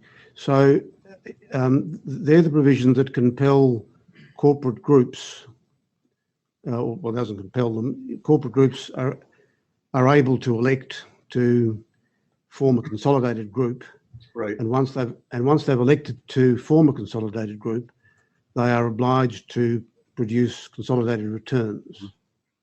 You have a broad understanding of that? Yes, I do. And essential to that concept is the concept of the single entity rule. You with me so far? Yep. One of the consequences of those provisions is that related party transactions are cancelled out for tax effective purposes. Are you aware of that? Yes, I am. So that groups that account as a consolidated group would get no benefit from a related party transaction where one is paying rent to another or interest to the other. Is that how you understand it works? Yes, except for I think that in a lot of cases when you have trust structures involved, that can change the dynamics. And so there are stapled securities, and then there are entities, corporate entities that are not stapled securities that function in a similar in a similar form to stapled securities. And I think that how those trust structures are owned within the structure can have an impact at the end of the day on tax payments. Yes, Mr. Bolston. Thank you, Commissioner.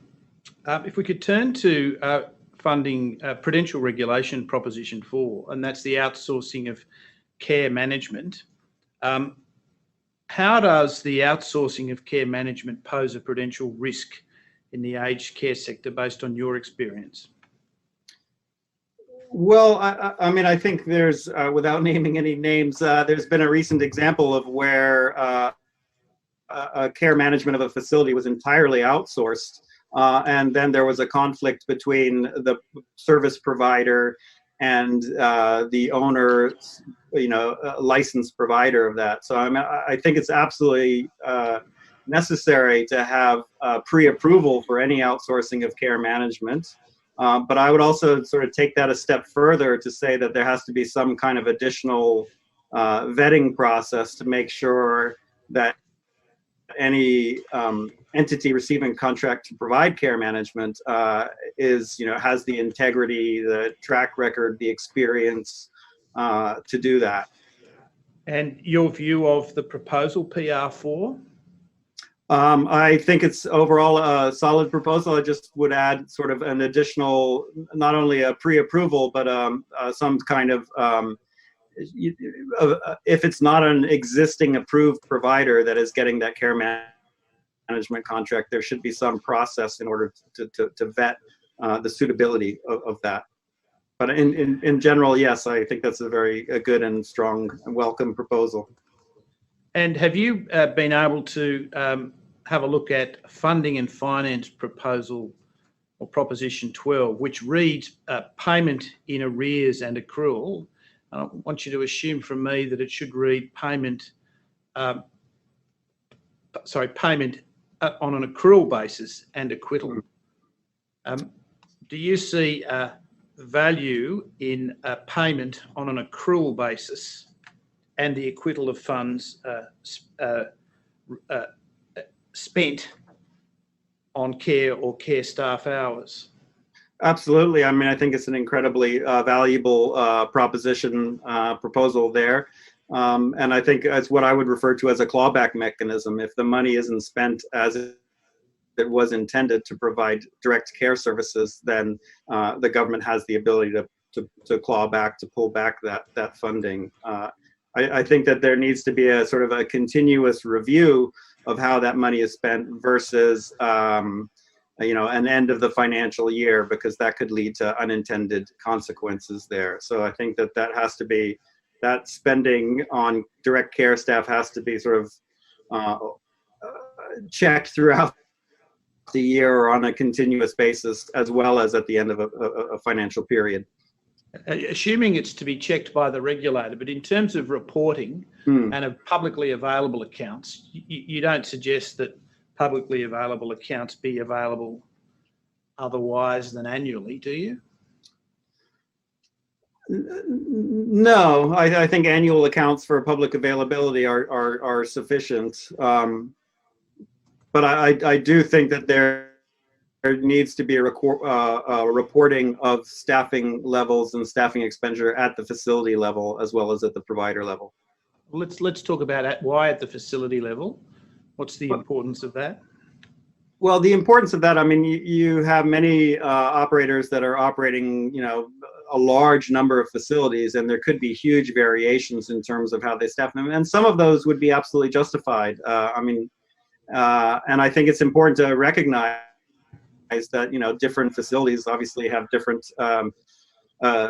residents with widely varying acuity levels. But if we're having a market-based system and we want consumers to have some choice and direction in the services that they are getting for themselves or their family members or their loved ones, then they really absolutely must have access to that type of information to make informed decisions about what type of facility with what type of services with what type of employees is best suited for their loved one.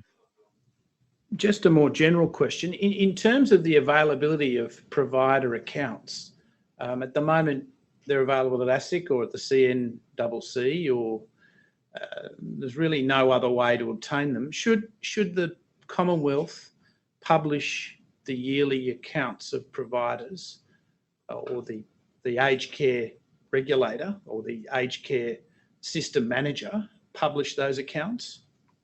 I would strongly recommend that. I mean, the buying financial accounts from ASIC is somewhat cost prohibitive at $41 a piece. And actually, to be able to access all of those in a standardized format from one source would, I think, be a huge increase in transparency and public accountability of how government funding is spent. What's your, have you carried out any work in relation to the performance that is published on the My Aged Care website about providers? What information, in your opinion, ought to be available about providers from an accounting perspective? From an accounting perspective, well, I think we should have information available on various costs related to the provision of care, and some of it being direct care, and some of it being services that lead to a dignity and a higher quality of life for residents there. So I think a specific breakdown on the types of staffing and how much money is spent on staffing, what kind of staffing mix is there at facilities, and then additionally how much money is spent on items like food, lifestyle, recreation, allied health services. Those types of things should be reported so that people are aware of what a facility has to offer. I don't have any further questions. Thank you, Commissioners. Yes, thank you. Commissioner Briggs?